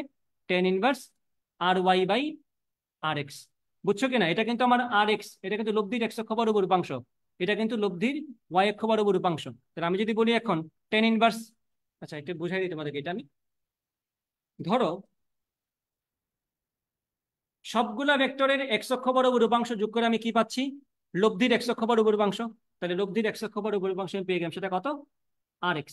সবগুলা ভেক্টরের ওয়াই অক্ষ বরাবর উপাংশ যোগ করে আমি কি পাচ্ছি? লব্ধির ওয়াই অক্ষ বরাবর উপাংশ। তো আমি পেয়ে গেলাম লব্ধির ওয়াই অক্ষ বরাবর উপাংশ আর ওয়াই। এখন এখান থেকে কি তুমি লব্ধি বের করতে পারবা না? আর এক্স এবং আর ওয়াই এর লব্ধিটাই তো হচ্ছে আর। সবগুলা ভেক্টর মিলে এক্স অক্ষ বরাবর যা দেয় তা তো লব্ধির এক্স অক্ষ বরাবর উপাংশ। সবগুলা ভেক্টর ওয়াই অক্ষ বরাবর মিলে যা দেয় সবই সেটা তো ওয়াই অক্ষ বরাবর লব্ধির উপাংশ না? তাহলে আমি যদি বলি এখান থেকে আমি চাচ্ছি লব্ধির মানটা বের করে ফেলতে, খুবই সহজ, আর এক্স এবং আর ওয়াই লব্ধি বের করে ফেলো। সেটার থেকে সহজ কাজ কিছু হতে পারে না। কারণ কি? কারণ আর এক্স এবং আর ওয়াই পরস্পর কিভাবে আছে? লম্বভাবে আছে। তাহলে সেক্ষেত্রে কি হবে? আর সমান আমরা কি বলবো? রুট ওভার আর এক্স স্কোয়ার প্লাস আর ওয়াই স্কোয়ার। আশা করি বুঝতে পারছো। এখন যদি বলে তোমাকে কোনটা কত, দেখে দেখে বলা যায় এই কথাটা। এটা যদি আর ওয়াই হয় আমি কি এই পাশে আর ওয়াই বলতে পারি না? তাহলে আমি বলবো এখানে টেন থিটা সমান লম্ব বাই ভূমি, তাহলে থিটা সমান tan inverse R Y by R X. Clear তো ব্যাপারটা? এই হচ্ছে কথা, এর বেশি আর কিছু নাই এখানে। ঠিক আছে, তাহলে এখানে আমাদের লম্বাংশ উপপাদ্যটা হয়ে গেল। তাহলে আমাদের উপাংশের ঝামেলা ডান। এটা আমাদের হয়ে গেল, এটাও হয়ে গেল, এটাও হয়ে গেল, এটাও হয়ে গেল। অভিক্ষেপ উপাংশ শেষ। আয়ত একক ভেক্টর যতটুকু বোঝা দরকার আমরা বুঝে গেছি আশা করি। এটাও ক্লিয়ার। বাকি থাকলো কোনটা? নদী নৌকা, আপেক্ষিক বেগ, ডট গুণন ক্রস গুণন, এগুলো বাকি। এগুলো আমরা আস্তে আস্তে দেখা শুরু করতেছি এখন, খেয়াল করবো। নদী নৌকার ক্ষেত্রে কিছু কমন প্লট আছে, কমন প্লট থেকেই প্রশ্ন বেশিরভাগ সময় করে থাকে। তো কিছু জিনিস আছে যেগুলো তোমার মনে থাকা দরকার, একদম ঠাটা মুখস্থ, দেখলে মান বসে আনসার বের করে ফেলবে এরকম একটা অবস্থা। প্রথমটা হচ্ছে, এটা তো অবভিয়াস নদী নৌকার ক্ষেত্রে, যে আমাদের নদী হচ্ছে দুইটা সমান্তরাল সরলরেখা বোঝায়, তাই না? দুইটা সমান্তরাল সরলরেখা দিয়ে আমরা নদীকে প্রকাশ করে থাকি। এই হচ্ছে আমাদের নদী, এই হচ্ছে একটা রেখা, এই হচ্ছে একটা রেখা, দুইটা সমান্তরাল সরলরেখা। ঠিক আছে, এই দুইটা সমান্তরাল সরলরেখার মধ্যবর্তী যে দূরত্বটা সেটাকে আমরা কি বলতেছি? নদীর প্রস্থ, তাই না? এটা হচ্ছে নদীর প্রস্থ। ওকে, এটা হচ্ছে নদীর প্রস্থ, এটা আমরা মাথায় রাখবো। দ্বিতীয়ত, সাধারণত স্রোতের বেগটা কোন ধরনের বেগ থাকে? সমবেগ থাকে। সাধারণত নৌকার বেগ কোন ধরনের বেগ থাকে? সমবেগ থাকে। সাধারণত বললাম কেন? কারণ অসাধারণত মাঝে মধ্যে ত্বরণ দিয়ে দিতে পারে, তো সেটা তো আমাদের এক্সট্রা, জেনারেল কেস না। সাধারণত স্রোতের বেগ থাকে এক্স অক্ষ বরাবর, একদম একটা পার বরাবর থাকে। যদি কোনো কারণে স্যার বলে যে স্রোত এখন এদিকে যাচ্ছে, হতেই পারে সেটা, সেটা তো সাধারণ কেস না। এটা হচ্ছে স্যার যদি প্রশ্ন কঠিন করতে চায় তখন। আপাতত আমরা মনে করব স্রোতের বেগটা হচ্ছে এক্স্যাক্টলি নদীর পার বরাবর থাকবে, এবং মানে একদম এক্স অক্ষ বরাবর থাকবে, এই বরাবর। আমরা সাধারণত এই দিকটাকে এক্স অক্ষ বলে থাকি নাকি? এটা হচ্ছে স্রোতের বেগ।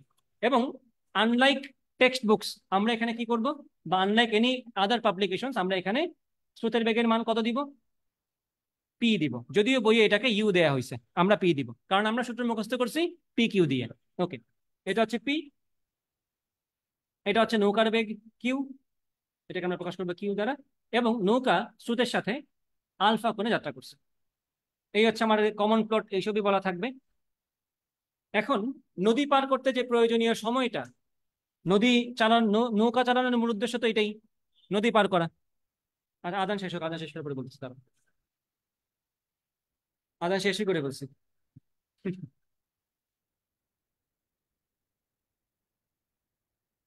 আচ্ছা, সো যেটা বলছিলাম সেটা হচ্ছে আহ হ্যাঁ, নদী পার করতে যে প্রয়োজনীয় সময়, নৌকা চালানোর মূল উদ্দেশ্য কি? নদীতে নদী পার করা, আমি এক পার থেকে আরেক পারে যেতে চাই, সেক্ষেত্রে নদী পার করতে যে প্রয়োজনীয় সময়টা লাগবে সেই সময়টা সূত্র মুখস্থ আছে কিনা? নদী পার করতে প্রয়োজনীয় সময় সূত্র মুখস্থ আছে কিনা?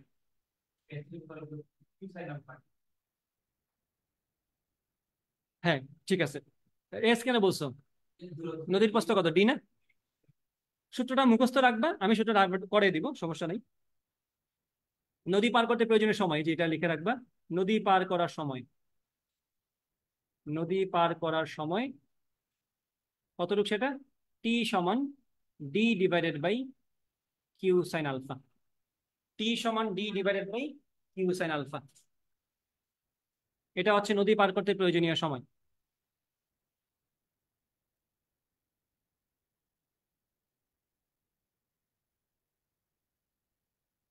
আমি দেখাচ্ছি কিভাবে টি সমান D divided by Q sine alpha আসে, সেটা একটু বোঝা দরকার তোমাদের। এই জিনিসটা তো সবার জানা আছে, না জানা থাকলে এখন বলতেছি, খেয়াল করবা। একটা জিনিস, কোন একটা বস্তু এক্স অক্ষ বরাবর যাবে কোন অক্ষ বরাবর বেগের জন্য? এক্স অক্ষ বরাবর বেগের জন্য। যদি আমি বলি একটা বস্তুর বেগ হচ্ছে এক্স অক্ষ বরাবর 20 মিটার পার সেকেন্ড, তাহলে সেই এক্স অক্ষ বরাবর বেগের জন্য কি এক্স অক্ষ বরাবর যাচ্ছে না, তাই না? তাহলে এটাই হচ্ছে কথা, এক্স অক্ষ বরাবর যাবে এক্স অক্ষ বরাবর বেগের জন্য। দেখো তো এই বস্তুর ওয়াই অক্ষ বরাবর কোনো সরণ আসবে কিনা? কেন আসবে না? কারণ এই বেগের ওয়াই অক্ষ বরাবর কোনো উপাংশ নাই। যদি তুমি উপাংশের কনসেপ্ট দিয়ে চিন্তা করো তাহলে ব্যাপারটা ইজিয়ার হবে ভাবা। খেয়াল করো, যদি বলি এটা হচ্ছে আমাদের ওয়াই অক্ষ, তাহলে বলো এই 20 মিটার পার সেকেন্ডের ওয়াই অক্ষ বরাবর কোনো উপাংশ নাই, এটা ম্যাথমেটিক্যালি আমরা কিভাবে বলবো? যার উপাংশ তার মান, যার দিকে উপাংশ তার সাথে উৎপন্ন কোণের কস। তো সেই যেহেতু এক্স অক্ষ বরাবর, ওয়াই অক্ষের সাথে তার কোণটা কত? 90 ডিগ্রি। তাহলে যার উপাংশ তার মান, যার দিকে উপাংশ তার সাথে উৎপন্ন কোণের কস, তাহলে কস 90, 20 cos 90 কত? 0। তাহলে এই বেগের ওয়াই অক্ষ বরাবর কোনো উপাংশ নাই, মানে 0। তাহলে এখন যদি বলি আমি 5 সেকেন্ড পরে সে ওয়াই অক্ষ বরাবর কতটুকু যাবে, 5 সেকেন্ড পরে বলে কি হবে, 10 সেকেন্ড পরে বললেও যাবে না, কারণ সে সারা জীবনই ওয়াই অক্ষ বরাবর 0 বেগ পাচ্ছে। যেখানে ওয়াই অক্ষ বরাবর কোনো উপাংশই নাই, সেক্ষেত্রে ওয়াই অক্ষ বরাবর সরণের প্রশ্নই ওঠে না। বোঝা গেছে কিনা? তাহলে এক্স অক্ষ বরাবর যাবে এক্স অক্ষ বরাবর বেগের জন্য, ওয়াই অক্ষ বরাবর যাবে ওয়াই অক্ষ বরাবর বেগের জন্য। যদি এমন হয়, আমি একটা সিচুয়েশন বললাম, একটা বস্তু যাচ্ছে এইভাবে মনে করো। এখন যদি বলি তোমাকে আমি যে সে এক্স অক্ষ বরাবর কতটুকু যাবে, ওয়াই অক্ষ বরাবর কতটুকু যাবে, সেক্ষেত্রে এটা একটা ভ্যালিড প্রশ্ন। সে এক্স অক্ষ বরাবরও যাবে, সে ওয়াই অক্ষ বরাবর যাবে, তার গতি তো সেটা বোঝাচ্ছে আমাকে, তাই না? কারণ তার গতির, তার বেগের এক্স অক্ষ বরাবর উপাংশ আছে না, তার বেগের ওয়াই অক্ষ বরাবর উপাংশ আছে না, তাহলে এক্স অক্ষ বরাবর উপাংশের জন্য সে যাবে এক্স অক্ষ বরাবর, ওয়াই অক্ষ বরাবর উপাংশের জন্য যাবে সে ওয়াই অক্ষ বরাবর। যে পিওরলি এক্স অক্ষ বরাবর সে তো ওয়াই অক্ষ বরাবর যাবে না, যে পিওরলি ওয়াই অক্ষ বরাবর সে তো এক্স অক্ষ বরাবর যাবে না, তাই না? এই হচ্ছে কথাটা। এখন খেয়াল করো, আমরা যে নদী পার করবো সেটা কোন অক্ষ বরাবর? ওয়াই এ, নদী নদী নদী পার করার ব্যাপারটা, এই যে এই পার থেকে ওই পারে যাবে, এটা কোন অক্ষ বরাবর? ওয়াই অক্ষ বরাবর। তাহলে ওয়াই অক্ষ বরাবর আমার সরণ দরকার। ওয়াই অক্ষ বরাবর যদি আমার সরণ দরকার হয়, আমার কোন অক্ষ বরাবর বেগ দরকার? ওয়াই অক্ষ বরাবর বেগ দরকার। এখন এখন আমরা খুঁজবো ওয়াই অক্ষ বরাবর বেগ কি কি আছে। ওয়াই অক্ষ বরাবর বেগ যদি আমি ম্যানেজ করতে পারি দেন নদী পার হবে নৌকা, যদি ম্যানেজ না করতে পারি নৌকা নদী পার করতে পারবে না। খেয়াল করো, স্রোতের বেগের ওয়াই অক্ষ বরাবর কোন উপাংশ আছে কিনা, স্রোতের বেগের ওয়াই অক্ষ বরাবর কোন উপাংশ আছে কিনা একটু খেয়াল করে দেখো তো। এই যে স্রোতের বেগের ওয়াই অক্ষ বরাবর কোন উপাংশ আছে কিনা। স্রোতের বেগ কিন্তু এটা, এটা কিন্তু সেই 20 মিটার পার সেকেন্ডের মতোই। বোঝা গেছে কিনা? স্রোতের বেগের ওয়াই অক্ষ বরাবর কোনো উপাংশ নাই, কারণ স্রোতের বেগ আছে এক্স অক্ষ, আমি এটা কিন্তু আমি এক্স অক্ষ বলছি, স্রোতের বেগ আছে এক্স অক্ষ বরাবর, তাহলে এক্স অক্ষ বরাবর থাকা বেগের ওয়াই অক্ষ বরাবর কোনো উপাংশ থাকবে না, এটাই স্বাভাবিক। তাহলে স্রোতের বেগে কোনো কন্ট্রিবিউশনই নেই। দেখা লাগবে এখন নৌকার কিছু আছে কিনা, দেখো তো। নৌকা এক্স অক্ষের সাথে কত কোণে আছে? আলফা কোণে আছে। তাহলে তার এক্স অক্ষ বরাবর উপাংশ কত? কিউ কজ আলফা, মনে আছে কিনা? এক্স অক্ষ বরাবর আছে কিউ কজ আলফা, তাহলে ওয়াই অক্ষ বরাবর কি হবে? কিউ সাইন আলফা, মনে আছে কিনা? এই দিকের সাথে কি এই দিকটা লম্ব না? তো এই দিকেরটা যদি হয় কিউ কজ আলফা, তার সাথে লম্ব দিকেরটা কি হবে? Q sine alpha. তাহলে বলা যায় এই কথা, নৌকার বেগের ওয়াই অক্ষ বরাবর উপাংশ আছে এবং সেটার পরিমাণটা কত? সেটার পরিমাণ হচ্ছে কিউ সাইন আলফা, এবং এটাই হচ্ছে একমাত্র উপাংশ যেটা ওয়াই অক্ষ বরাবর আমাকে সাহায্য করতেছে। স্রোতের কোনো কন্ট্রিবিউশন নেই ওয়াই অক্ষ বরাবর। তাহলে আমরা কি পেলাম এতক্ষণ হিসাব করে, যে নৌকার বেগের, নৌকার বেগের ওয়াই অক্ষ বরাবর উপাংশটা কতটুকু? নৌকার বেগের ওয়াই অক্ষ বরাবর উপাংশটা হচ্ছে Q cos alpha, Q sine alpha sorry. এবং এটাই একমাত্র বেগ যেটা ওয়াই অক্ষ বরাবর আছে, এবং এটা আমাকে নদী পার করতে সাহায্য করবে। স্রোতের বেগের কোনো কন্ট্রিবিউশন ওয়াই অক্ষ বরাবর নাই। আমার সাথে একমত? তাহলে এখন ওয়াই অক্ষ বরাবর আমরা বেগ পেয়ে গেলাম। নদী পার করার মানে কি? নদী পার করার মানে কি আমার ওয়াই অক্ষ বরাবর ডি পরিমাণ সরণ না? ওয়াই অক্ষ বরাবর আমার ডি পরিমাণ সরণ হয়ে যাওয়া মানেই কি আমি নদী পার করে ফেলছি না? তাহলে আমি যদি বলি সরণের পরিমাণ হচ্ছে ওয়াই অক্ষ বরাবর আমাদের ডি, তাহলে আমরা সমবেগের সূত্র তো সবাই মুখস্থ পারি। সমবেগের ক্ষেত্রে এস ইজ ইকুয়াল টু ভিটি সবার জানা আছে। তো আমি যদি বলি সমবেগের সূত্র 19 থেকে যেটা শিখছি সেটা হচ্ছে কি S is equal to VT. S এর জায়গায় আমি কি বসাবো? আমার কি এটা ওয়াই অক্ষ বরাবর সরণ না? তাই আমি বলবো এখানে ডি, আর ওয়াই অক্ষ বরাবর বেগটা কত? কিউ সাইন আলফা না, ইন্টু টি। তাহলে এখান থেকে আমরা কি বলতে পারি? টি সমান D by Q sine alpha. বলে এখন কি বুঝতে পারছো? এই হচ্ছে নদী পার করতে প্রয়োজনীয় সময়, টি সমান D by Q sine alpha, যেখানে আলফা হচ্ছে নৌকা স্রোতের সাথে কতক্ষণে যাত্রা করছে। চিত্র থেকে আশা করি বোঝা যায় ব্যাপারটা।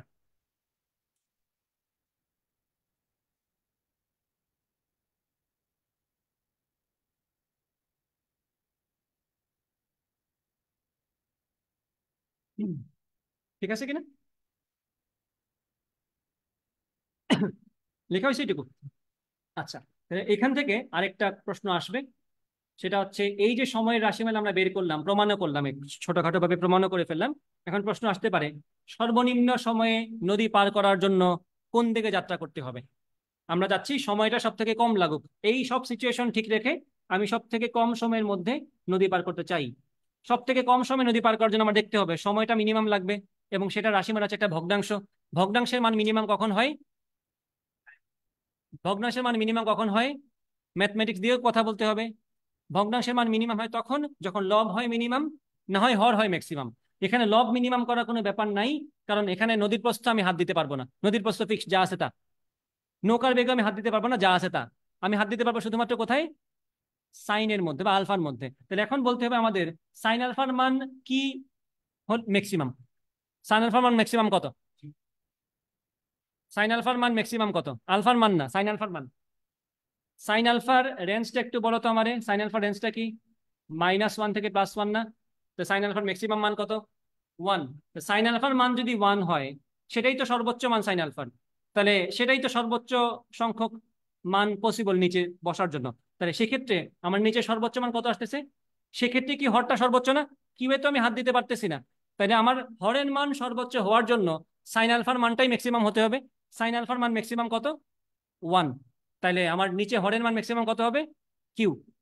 কিউ না? কিউ × 1 তো কিউ থাকবে, উত্তর তো ডি থাকবে, ডি। তাহলে এই ক্ষেত্রে আমরা আলফার মান কত ধরছি? 90 ডিগ্রি। তার মানে হচ্ছে আলফার মান যদি 90 ডিগ্রি হয়, সেক্ষেত্রে আমরা সব থেকে কম সময় নদী পার করতে পারবো। এবং এই আলফার মান 90 ডিগ্রি, এই কথার বাংলা রূপান্তর কি হবে যদি বাংলা ভাষায় প্রশ্নে বলা হয়? সেক্ষেত্রে তুমি কি বলবা? এটার মানে হচ্ছে সোজাসুজি, এটার মানে হচ্ছে সোজাসুজি, নৌকা সোজাসুজি যাত্রা করবে। সোজাসুজি যাত্রা করা মানেই হচ্ছে নৌকা স্রোতের সাথে 90 ডিগ্রি কোণ করে যাত্রা করবে। ঠিক আছে? তার মানে এক্ষেত্রে সে, স্রোত যদি হয় এটা, এটা যদি নদী হয়, এটা যদি স্রোত হয়, তাহলে নৌকা এক্স্যাক্টলি এইভাবে যাত্রা করবে। এটা হচ্ছে স্রোতের বেগের মান পি, এটা হচ্ছে নৌকার বেগের মান কিউ। এবং সে যাত্রা করছে কিভাবে? 90 ডিগ্রি করে। এবং সেক্ষেত্রে কি সে এইভাবে যাবে? সে যাবে কিন্তু এইভাবে, যাত্রা করছে এইভাবে। সে নিজে বৈঠা টানতেছে সোজা, বা সে লব্ধি বরাবর এইভাবে, মানে এইভাবে যাবে কি কোনো একভাবে এইভাবে যাবে। আশা করি বুঝতে পারছো। এটা হচ্ছে তার লব্ধি বেগ। ক্লিয়ার কেন ব্যাপারটা? তাহলে আমরা টি মিনিমামের ব্যাপারটা বুঝলাম। তাহলে টি মিনিমামের মানটা কত? ডি/কিউ, নদীর প্রস্থ ডিভাইড বাই নৌকার বেগের মানটা। আর সেক্ষেত্রে আলফার মান কত? 90 ডিগ্রি। আলফার মান 90 ডিগ্রি কথার মানে কি? সোজাসুজি যাত্রা করবে। ওকে, দেন পরের কথা বলি। এমন কোন সিচুয়েশন এখানে আছে কিনা যে ক্ষেত্রে ঝামেলা হতে পারে? ভগ্নাংশ যেখানেই, সেখানে আমার একটা সতর্কতা এক্সট্রা লাগে, সেটা হচ্ছে কি, ভগ্নাংশের মান কিন্তু হর 0 হতে পারে না। ভগ্নাংশের ক্ষেত্রে হর 0 বসানো যায়? 0 বসালে সমস্যা না? ভগ্নাংশ অসংজ্ঞায়িত হয়ে যায়। তাহলে আমরা এভয়েড করার চেষ্টা করতে হবে যাতে নিচে 0 না আসে। কি হলে নিচে 0 আসে? সাইন আলফার মান যদি 0 হয়, তাহলে সাইন আলফার মান 0 হবে কখন? যখন আলফার মান অথবা আলফার মান 0 ডিগ্রি অথবা 180 ডিগ্রি। তাহলে আমরা এখন বলবো, এখানে বলবো আমরা, যদি আলফার মান, যদি আলফার মান 0 ডিগ্রি হয় অথবা 180 ডিগ্রি হয়, সেক্ষেত্রে টি সমান কি আসতেছে? d/0। এটার মানে কি? অসংজ্ঞায়িত।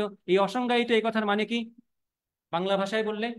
এই নৌকা কখনোই নদী পার করতে পারবে না, বা এই নৌকা জীবনে নদী পার করতে পারবে না, তাই না?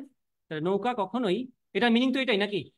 নৌকা কখনোই, কখনোই নদী পার করবে না, নৌকা কখনোই নদী পার করবে না। এই ব্যাপারটা আশা করি বুঝতে পারছো নাকি? ক্লিয়ার তো?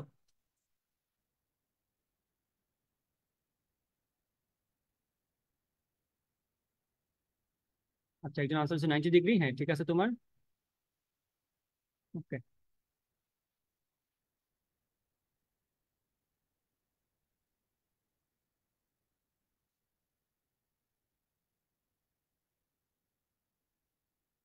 ক্লিয়ার এইটুকু কথাবার্তা? রাকিব, বুঝছো? এগুলো কি পড়াশোনার মধ্যে আছে তো এগুলো, নাকি এগুলো তো পড়ছো আগে?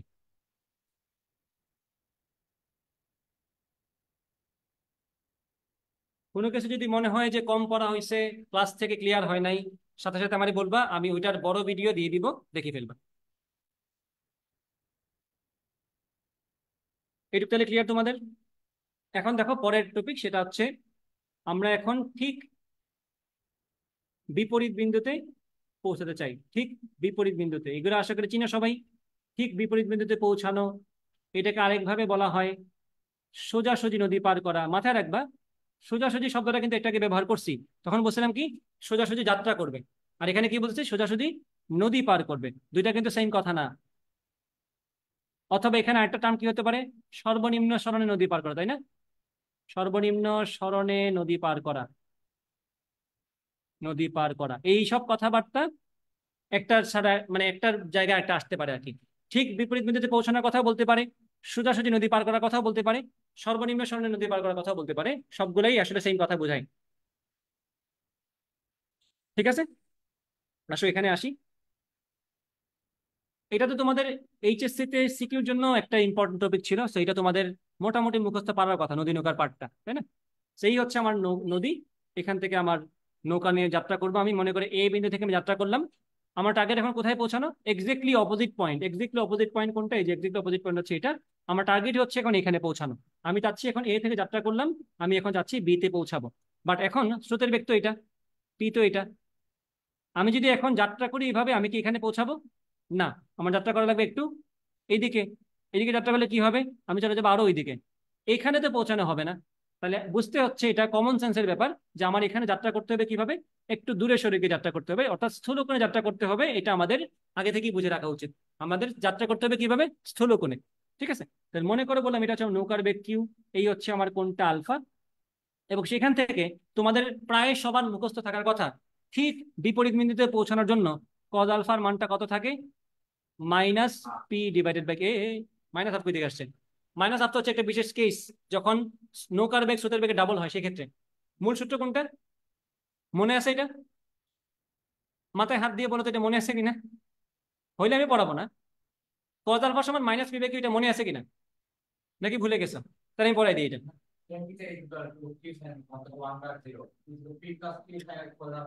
জাস্ট বলবা এটা মনে আছে কিনা, এই লাইন মনে না থাকলে এই লাইনে আমি আবার আসবো। মনে আছে এটা?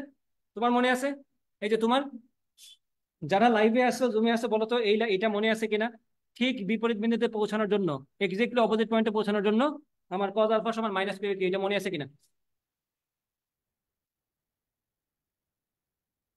মনে থাকলে এই অংশ আমি প্রমাণ সিদ্ধ করবো আর কি।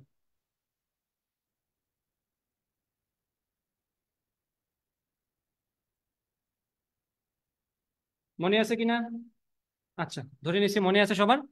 তাহলে ঠিক বিপরীত বিন্দুতে পৌঁছানোর জন্য আমার কোণটা এমন হওয়া লাগবে যাতে করে কজ আলফা সমান কি হয়, মাইনাস পি বাই কিউ হয়। আচ্ছা ঠিক আছে, মাথায় রাখলাম এটা। এখন খেয়াল করবা, সেই ক্ষেত্রে অথবা এটাকে তাও ব্যাখ্যা করেই দিই, কি আর করার আছে। তার মানে কি আমার এখন লব্ধিটা লাগবে না লম্ব বরাবর? আমি তো চাচ্ছি এ থেকে বিতে পৌঁছাতে, তার মানে আমার আদি অবস্থা এটা, শেষ অবস্থা আমি চাচ্ছি এটা, তার মানে আমার লব্ধি একটা হওয়া লাগবে কোন দিকে, লম্ব বরাবর। অর্থাৎ এই ক্ষেত্রে আমি চাচ্ছি যে আমার থিটাটা কত ডিগ্রি হবে, থিটা হবে 90 ডিগ্রি। অর্থাৎ লব্ধির কোণ পি এর সাথে যেটা, সেটাকে আমরা থিটা বলি না, 90 ডিগ্রি। তো এখানে যদি আমি সূত্রে ফেলি বা কাজটা হয়ে যাবে। আমরা বলবো এখানে কি, 1090 সমান সূত্র কি, কিউ সাইন আলফা। আমরা তো ওইভাবেই সাজাইছি কিউ আর পি কে, Q sine alpha divided by P plus Q cos alpha. তাহলে এখান থেকে আমরা 1/0 বললাম, এখানে ওভারঅল সব মিলে আসবে P plus Q cos alpha সমান 0। তাহলে এখান থেকে আসবে আমাদের কজ আলফা সমান মাইনাস পি বাই কিউ। এটা অন্যভাবেও করা যায়, এক্স অক্ষ বরাবর সরণ দিয়েও করা যায়, যাচ্ছি না, যেটা তোমরা বইয়ে পড়ছো সেটাই আমি পড়াই দিলাম, কজ আলফা সমান মাইনাস পি বাই কিউ। তাহলে ঠিক বিপরীত বিন্দুতে পৌঁছানোর জন্য আমাদের কোনটা কি হওয়া লাগবে, এমন হওয়া লাগবে যেন কজ আলফা সমান মাইনাস পি বাই কিউ হয়। এবং এটা অবভিয়াস, যেহেতু কজ আলফার মানটা নেগেটিভ আসতেছে, তার মানে কি কোনটা অবশ্যই স্থূলকোণ, তাই না? 120 ডিগ্রি না, কিন্তু 120 ডিগ্রি হচ্ছে একটা বিশেষ কেস, যখন পি এর মান আর কিউ এর মানের সম্পর্কটা হচ্ছে 6 আর 12, 8 আর 16, 10 আর 20 এরকম, তখন না মাইনাস হাফ আসবে, আদারওয়াইজ তো আসবে না। আমি বললাম 3 আর 5, তাহলে তো হাফ আসতেছে না। বোঝা গেছে কিনা? আচ্ছা, এটা মাথায় রাখবা। দ্বিতীয়ত, এই ক্ষেত্রে এই স্পেসিফিক সিচুয়েশনে লব্ধির মানের একটা শর্টকাট আছে, যেটা ইউজ করতে পারলে তোমাদের পরীক্ষায় অনেক সময় বাঁচবে। এই স্পেসিফিক সিচুয়েশনটা কি, আমি ঠিক বিপরীত বিন্দুতে পৌঁছাতে চাই অথবা সর্বনিম্ন সরণে নদী পার করতে চাই, সেক্ষেত্রে আর এর সূত্রটা কি আমরা তো সবাই মুখস্থ পারি, root over P square plus Q square plus 2 P K cos alpha. তাহলে একটু খেয়াল করবে এখানে, আমি যদি ওই সূত্রটাই বসাই, root over P square plus Q square plus 2 P Q cos alpha, ভালো করে খেয়াল করতে একটু, কজ আলফা সমান আমাদের এখানে কি, মাইনাস পি বাই কিউ না? আমি কজ আলফার জায়গায় মাইনাস পি বাই কিউ বসাই দিলাম, কিউ কিউ কাটা দিলে কি থাকবে, মাইনাস 2 পি স্কোয়ার হয়ে যাবে না এটা? আসো কিনা, এই যে তুমি বুঝতেছো, এটা কি মাইনাস 2 পি স্কোয়ার না? তাহলে মাইনাস টু পি স্কোয়ার আর পি স্কোয়ার মিলে কি হবে, মাইনাস পি স্কোয়ার। তাহলে আমাদের এখানে কি থাকলো, root over Q square minus P square. এই ব্যাপারটা মনে রাখতে পারলে তোমাদের পরীক্ষায় অনেক সময় বাঁচবে, এগুলো হয়ে তোমার আশা লাগবে না। পরীক্ষায় কিছু সময় তেমন থাকে, ডিরেক্ট এটা মুখস্থ রাখতে পারলে তোমার কাজটা হয়ে যায়, সেটাতে তোমার সময় বাঁচবে।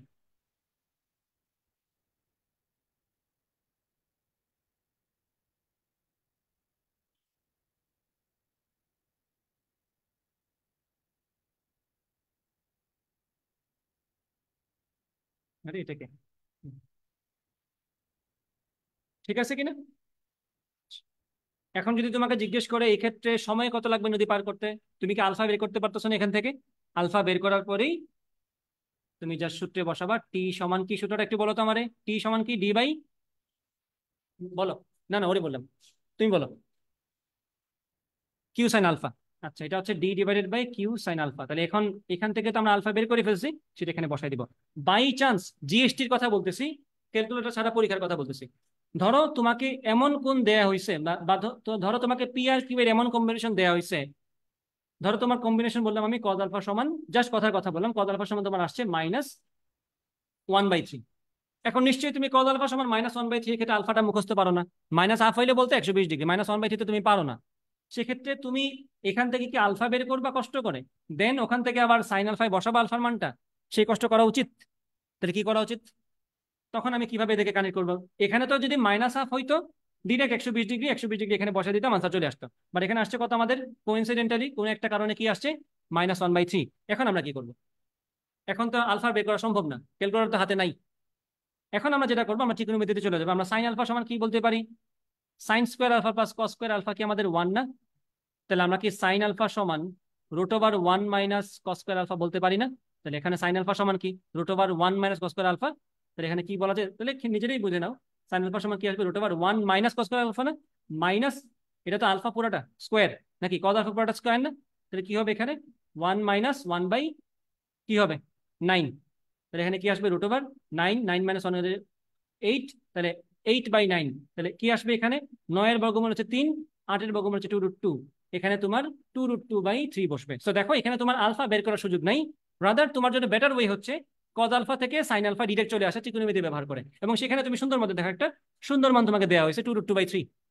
তাহলে নিশ্চয়ই তোমাকে স্যার পরীক্ষায় ব্যবস্থা দিয়ে দিবে যাতে করে তোমার ডি এর মান আর সাইন আলফার মান আর কিউ এর মান মিলে কাটাকাটি করে একটা সুন্দর মান আসে, যেটা ক্যালকুলেটর ছাড়াই করা যায়। বাট তুমি যদি কজ আলফার পিছিয়ে পড়ে থাকো আলফা বের করার জন্য, তুমি কিন্তু তখন পরীক্ষায় আগাইতে পারবে না। এই ট্রিক্স গুলা পরীক্ষার সময় অন স্পট তোমাকে মনে করতে হবে। আমি তো দুই একটা বলবো, বাট অনেক হাজার হাজার এরকম ট্রিক্স আছে যেগুলো তোমাকে কেউ বলে শিখাইতে পারবে না। এগুলো প্র্যাকটিস করতে করতে তোমার মাথায় আসতে হবে, মানে সব সময় সলভ করার সময় খুঁজবা এটা ক্যালকুলেটর ছাড়া কেমনে করতাম, বা এটা যদি মাইনাস হাফ না এসে -1/5 আসতো কি করতাম।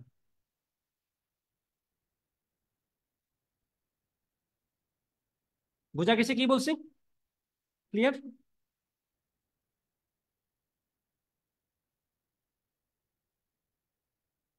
আচ্ছা, এইটুকু আশা করি ক্লিয়ার। তাহলে আজকের এইটুকু, এরপরেরটুকু শেষ করে আমি ক্লাস শেষ করে দিচ্ছি আজকের। এরপরেরটা আমাদের যেটা, সেটা হচ্ছে নদীর দৈর্ঘ্য বরাবর সরণ। আমরা যে নদী পার করব নৌকা, একটাই তো কেস যেখানে সে ঠিক অপোজিট পয়েন্টে পৌঁছায়, বাকি সব কেসে তো কি হবে, ডানে বামে চলে যাবে। তো সেক্ষেত্রে সে কতটুকু ডানে যাবে বা কতটুকু বামে যাবে সেটাকে কি বলা হয়, দৈর্ঘ্য বরাবর সরণ। নৌকা দৈর্ঘ্য বরাবর কতটুকু যাবে, দৈর্ঘ্য বরাবর সরণ। আচ্ছা, যারা যারা জুমে ছিল একটু বলবো আমারে, তোমাদের ক্লাসে কোনো ইন্টারাপশন হয়েছে কিনা নেটওয়ার্কের জন্য? আমার সাইড থেকে তো দেখতেছি সবকিছু ঠিকঠাক মতো চলতেছে। ওকে, তাহলে আবার সেম কথা বলবো। ওয়াই অক্ষ বরাবর সরণ হয়েছিল ওয়াই অক্ষ বরাবর বেগের জন্য, এটা তো এক্স অক্ষ, এক্স অক্ষ বরাবর সরণ হবে এক্স অক্ষ বরাবর বেগের জন্য। অর্থাৎ আমরা এখন খুঁজবো এক্স অক্ষ বরাবর কি কি বেগ আছে আমার হাতে, ওই বেগগুলোর জন্য আমি এক্স অক্ষ বরাবর যতটুকু যাওয়ার যাব। তাই না? এখন আমরা চলে যাই এখানে, আমি আবার চিত্রটা আঁকি। আচ্ছা ঠিক আছে, তাইলে ক্লাস চললেই ভালো। এই হচ্ছে আমার নদীর এক পার, এই হচ্ছে নদীর মানে আরেক পার।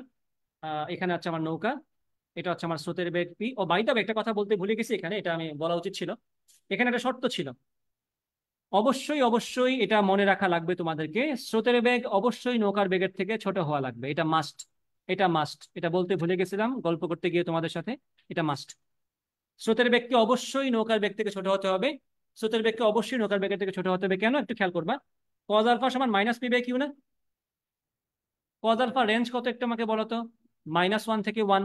যদি বাই চান্স স্রোতের বেগ নৌকার বেগের থেকে বড় হয়ে যায়, তাহলে কি হবে? এখানে 5, এখানে 3, 1 পয়েন্ট সামথিং, -1 পয়েন্ট সামথিং কি তার রেঞ্জের মধ্যে পড়ে না? তাহলে এটা একটা অসম্ভব কেস। তার মানে বুঝতে হবে তোমার এখানে, স্রোতের বেগ যদি নৌকার বেগের থেকে বড় হয়ে যায়, সেক্ষেত্রে নৌকার বেগে কখনোই ঠিক বিপরীত বিন্দুতে পৌঁছানো সম্ভব না। নট, নদী পার করা সম্ভব না। নদী পার করতে পারবে, ওয়াই অক্ষ বরাবর যদি সামান্য থাকে তাহলে তো নদী পার করবে কোনো এককালে গিয়ে। বাট যদি নৌকার বেগটা স্রোতের বেগ থেকে ছোট হয়, তার পক্ষে কখনোই ঠিক বিপরীত বিন্দুতে পৌঁছানো সম্ভব না। মাথায় আসতে পারে পি লেস দেন কিউ কেন বললাম, P less or equal to Q কেন বললাম না? কারণ ইকুয়াল হইলে কি হয়, পি আর কিউ সমান -1, -1 তো রেঞ্জের মধ্যে আছে, তাই না? আমি যদি বলি স্রোতের বেগ আর নৌকার বেগ সমান হলে তো পসিবল ছিল কজের হিসাব থেকে। বাট এখন তোমার বুঝতে হবে, তোমার কিন্তু খালি ম্যাথ দিয়ে দেখলে হবে না, ফিজিক্স দিয়েও দেখতে হবে। তুমি যদি বলো স্রোতের বেগ আর নৌকার বেগ সমান, এখানে কি আসবে? পি/পি, -1। কজ আলফা সমান -1 মানে কি? কজ আলফা সমান -1 মানে কি? আলফা সমান কত? 180 ডিগ্রি। এখন একটু আগে পড়ে আসছো না, আলফা মানে 180 ডিগ্রি হলে কি হয়? নৌকা জীবনে নদী পার করতে পারবে না। যে নৌকা জীবনে নদী পার করতেই পারবে না, তার ক্ষেত্রে ঠিক বিপরীত বিন্দুতে পৌঁছানো তো বিলাসিতার ব্যাপার। তার তো নদী পার, সে তো আসেই খালি দেখো, সে হয় এদিকে যাচ্ছে না হয় এদিকে যাচ্ছে, সে কবে নদী পার করবে? সে তো নদী পার করতেই পারতেছে না। এই জন্য আমাদের মাথায় রাখতে হবে, যদিও ম্যাথমেটিক্যালি আমার কাছে মনে হয় যে লেস অর ইকুয়াল হলে সমস্যা ছিল না, বাট মাথায় রাখতে হবে ইকুয়াল হলে সমস্যা। ইকুয়াল হলে নদী পার করতে পারেন, তাহলে অবশ্যই স্রোতের বেগকে নৌকার বেগের থেকে ছোট হতে হবে সামান্য হইলো। আর মুখস্থ রাখবা কি, যদি স্রোতের বেগ নৌকার বেগের অর্ধেক হয়, তাহলে কোণের মান কত? 120 ডিগ্রি। এটা তো সবার মুখস্থ আছে, এ তো বলার আগেই বলে ফেলছি 120 ডিগ্রি, তাই না? সেটা মনে রাখবা। যদি শুধুমাত্র অর্ধেক হয়, স্রোতের বেগ যদি 6, নৌকার বেগ যদি 12, এরকম হয় সেই ক্ষেত্রে। এখন আসলে দৈর্ঘ্য বরাবর সরণে, এটা হচ্ছে আমাদের স্রোত, এর বেগ পি, স্রোতের বেগ পি। আমি বললাম এখন নৌকার বেগ হচ্ছে কিউ, এবং নৌকা স্রোতের সাথে আলফা কোণে যাত্রা করতেছে। এখন আমরা খুঁজবো কি? আমার যেহেতু এখন দৈর্ঘ্য বরাবর সরণ, আমার খোঁজা লাগবে কি দৈর্ঘ্য বরাবর বেগ কি কি আছে। ভালো করে খেয়াল করো, এক্স অক্ষ বরাবর বেগ কি পাচ্ছি একটু খেয়াল করবা। স্রোতের বেগটা কি পুরাটাই এক্স অক্ষ বরাবর না? সে তো স্বয়ং এক্স অক্ষ বরাবর, তার দিকটি তো আমি এক্স অক্ষ বরাবর বলছি, তাই না? তাই আমি বলবো কি স্রোতের বেগ 100% এক্স অক্ষ বরাবর আছে। আমি এটাকে বলতে পারি, তাও যদি ম্যাথ দিয়ে করতে চাই, p cos 0 ডিগ্রি। বলো কোনো সমস্যা আছে কিনা? যার উপাংশ তার মান, যার দিকে উপাংশ তার সাথে উৎপন্ন কোণের cos। পি অথবা স্রোত, সে তো নিজেই এক্স অক্ষ বরাবর আছে, তার বেগের উপাংশ এক্স অক্ষ বরাবর, তো সে পুরোটাই। তাহলে p cos 0 তোমাকে পি দিবে, প্লাস নৌকার বেগের এক্স অক্ষ বরাবর উপাংশ কি হবে বলো তো? নৌকার বেগের এক্স অক্ষ বরাবর উপাংশ কি হবে? যার উপাংশ তার মান, যার দিকে উপাংশ তার সাথে উৎপন্ন কোণের cos। তাহলে কি আসবে এখানে? Q cos alpha. এই দুটা ভেক্টর না? উপাংশ তো ভেক্টর, আমি কোন সাহসে দুইটাকে যোগ করে দিলাম?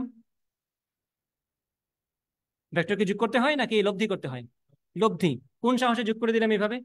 কারণ আমরা এটা পড়ছি, আমি তোমাদের পড়াই নাই, যদি দুইটা ভেক্টর একই দিকে থাকে, পি আর কিউ যদি একই দিকে থাকে, লব্ধিটা কি হয়? তাদের মধ্যবর্তী কোণ কত? 0 ডিগ্রি। √p² + 2p/q cos 0 মানে কত? 1।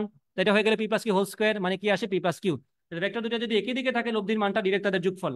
আর যদি ভেক্টর দুটো পরস্পর বিপরীত দিকে থাকে, p² + q² + 2p/cos 180 -1 হয়ে গেল, তো এটা -2pq হয়ে গেলে p-q² মানে √ করলে p-q।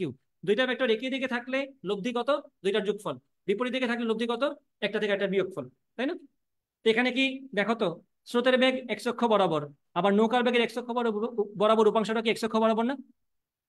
স্রোতের বেগ এক্স অক্ষ বরাবর, নৌকার বেগের এক্স অক্ষ বরাবর উপাংশটা এক্স অক্ষ বরাবর, তাহলে দুইটা যোগ হবে অবশ্যই।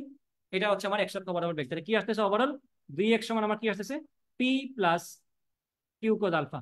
বলো কোনো সমস্যা এখানে? নাই। তাহলে আমরা পেয়ে গেলাম এখন দৈর্ঘ্য বরাবর সরণের জন্য আমার দৈর্ঘ্য বরাবর বেগ লাগবে, সেটা আমরা বের করে দেখলাম। তাহলে সরণের সূত্র কি? এস ইজ ইকুয়াল টু বিটি। আমার এখন লাগবে কি এক্স অক্ষ বরাবর সরণ না? এক্স। এক্স অক্ষ বরাবর বেগ লাগবে vx, এবং সময় লাগবে। এক্স অক্ষ বরাবর বেগটা কত? p+q cos alpha. সময়টা কতটুকু আছে আমার হাতে বলো তো? আমার হাতে কতটুকু সময় আছে? যেইটুক সময় আমি পাইছি নদী পার করতে। দেখো তো একটু চিন্তা করে, নদী পার করতে যে সময় আমি পাইছিলাম, এর থেকে বেশি সময় কি আমি পাবো এক্স অক্ষ বরাবর যাওয়ার জন্য? এর থেকে কম কি আমি পাবো? না। কেন? যতক্ষণ আমি নদী পার করতেছিলাম, ততক্ষণই তো আমি ডানে বামে যাচ্ছিলাম। নদী পার করে ফেলছি, ঘাটে পৌঁছায় গেছে, আমার এক্স অক্ষ বরাবর যাত্রাও বন্ধ, ওয়াই অক্ষ বরাবর যাত্রা বন্ধ। তাহলে আমার কাছে বরাদ্দকৃত সময় শুধুমাত্র কতটুকু? নদী পার করতে যে সময় লাগে সেই সময়টুকু। বুঝে গেছে? এর বেশিও না, এর কমও না। তাহলে নদী পার করতে সময় কতটুকু মুখস্থ বলো তো একটু। তুমি বলবা। তুমি না, তুমি। নদী পার করতে প্রয়োজনীয় সময়টা কি? টি সমান কি?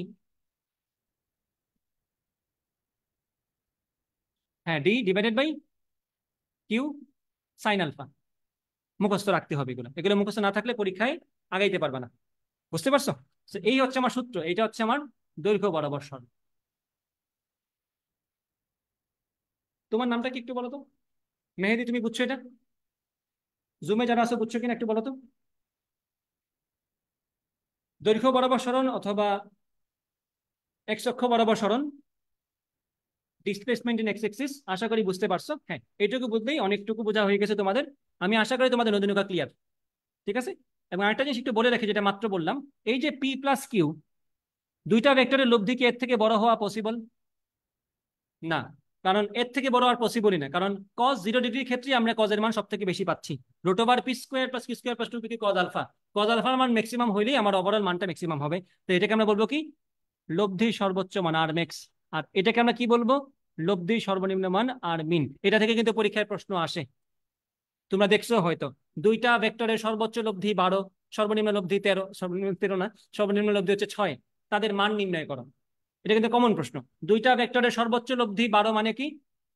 পি প্লাস কিউ হচ্ছে 12। দুইটা ভেক্টরের সর্বনিম্ন লব্ধি 6 মানে কি? পি মাইনাস কিউ সমান 6। এখান থেকে কি সলভ করে পি আর কিউ বের করা যাবে না? পি আর কিউ বের করা যাবে। আশা করি বুঝতে পারছো নাকি? আচ্ছা, ক্লাসের কাছে কি কি দেখলাম একটু দেখিনি আরেকবার। আমরা নদী নৌকা দেখলাম, আমরা এই পাশ থেকে তো এই পাশটা শেষ। আমাদের বাকি আছে কি একটু দেখে নিই। আমাদের বাকি পড়ছে আপেক্ষিক বেগ, বৃষ্টি বনাম ছাতা, এটা নেক্সট ক্লাসের টপিক, এবং ডট গুণন ক্রস গুণন এবং তার সাথে মিল রেখে যেগুলো, এবং ভেক্টর ক্যালকুলাস, এগুলো আমাদের বাকি। ঠিক আছে। তো আজকের ক্লাসে ম্যাক্সিমাম যতটুকু পড়ানো যায় আমি পড়াইছি। একটু ফাস্ট পড়ানোর চেষ্টা করছি যাতে করে তোমরা সময়টা কাজে লাগাইতে পারো আর কি। বাসায় গিয়ে যদি মনে হয় কোনো টপিক বুঝো নাই, ওই টপিকের আলাদা প্লেলিস্ট লাগবে, আমি তোমাদেরকে প্লেলিস্ট পাঠিয়ে দিব। ঠিক আছে। আমি অবশ্যই পার্সোনালি পাঠাবো, গণহারে সব দিব না। কারণ তোমার দরকার ছাড়া আমি তোমাকে যদি সব দিয়ে দিই, তুমি সব আবার রেখে দিবা, যেটা তোমরা করো। তোমার যদি মনে পড়ে নদী নৌকা বুঝতেছি না, নদী নৌকাটাই পাঠাবো তোমার এখানে আমি। যদি মনে হয় তোমার যে সামুদ্রিকেরটা বুঝো না, আমি সামুদ্রিক কয়েকটাই তোমার পাঠাবো, যাতে করে যখন যেটা লাগে তখন সেটা নিতে পারো, তখন ওইটার প্রতি কদর থাকে। আমি তোমার সব দিয়ে দিলাম, দিতে পারবো, আমার তো সব বানানো আছে, তুমি তখন কদর দিবা না। বুঝতে পারছো? ক্লিয়ার? তাহলে আজকে আশা করি ক্লাসটা বুঝতে পারছো। আর এটা হচ্ছে আমাদের ফ্রি ক্লাসের প্রথম ক্লাস। নেক্সট ক্লাসটা হচ্ছে আমাদের ফ্রি ক্লাসের last class and second class. মাঝে মধ্যে অবশ্য পরবর্তীতে আমরা ফ্রি ক্লাস নিব, ফ্রি ক্লাস বলতে লাইভে নিব, বাট অফিসিয়ালি এটা হচ্ছে ফ্রি ক্লাস আমাদের। ঈদের আগে ভর্তি হলে, যেটা বলছিলাম অলরেডি পোস্টের মধ্যে, ঈদের আগে ভর্তি হয়ে গেলে কোর্স ফি হচ্ছে অফলাইনেরটা ফিজিক্স প্লাস ম্যাথ 4,500 টাকা ঈদের আগে, অনলাইনেরটা হচ্ছে 2500 টাকা। আর ঈদের পরে চলে গেলে সেটার কোর্স ফি বেড়ে যাবে। সো যারা যারা ভর্তি হতে চাও খুব দ্রুত ঈদের আগে ভর্তি হয়ে যাও। এই হচ্ছে আর কি কথা। নেক্সট ক্লাসে ইনশাল্লাহ পরশুদিন সেম টাইম 3:30টার দিকে আমরা লাইভে আসবো আবার। আর তোমরা টাইম মতো চলে আসবে। পরশুদিন আমাদের ঈদের আগে লাস্ট ক্লাস, এরপর ঈদের ছুটি, এরপর ঈদের পরে আবার শুরু করবো। ঠিক আছে, থ্যাংক ইউ।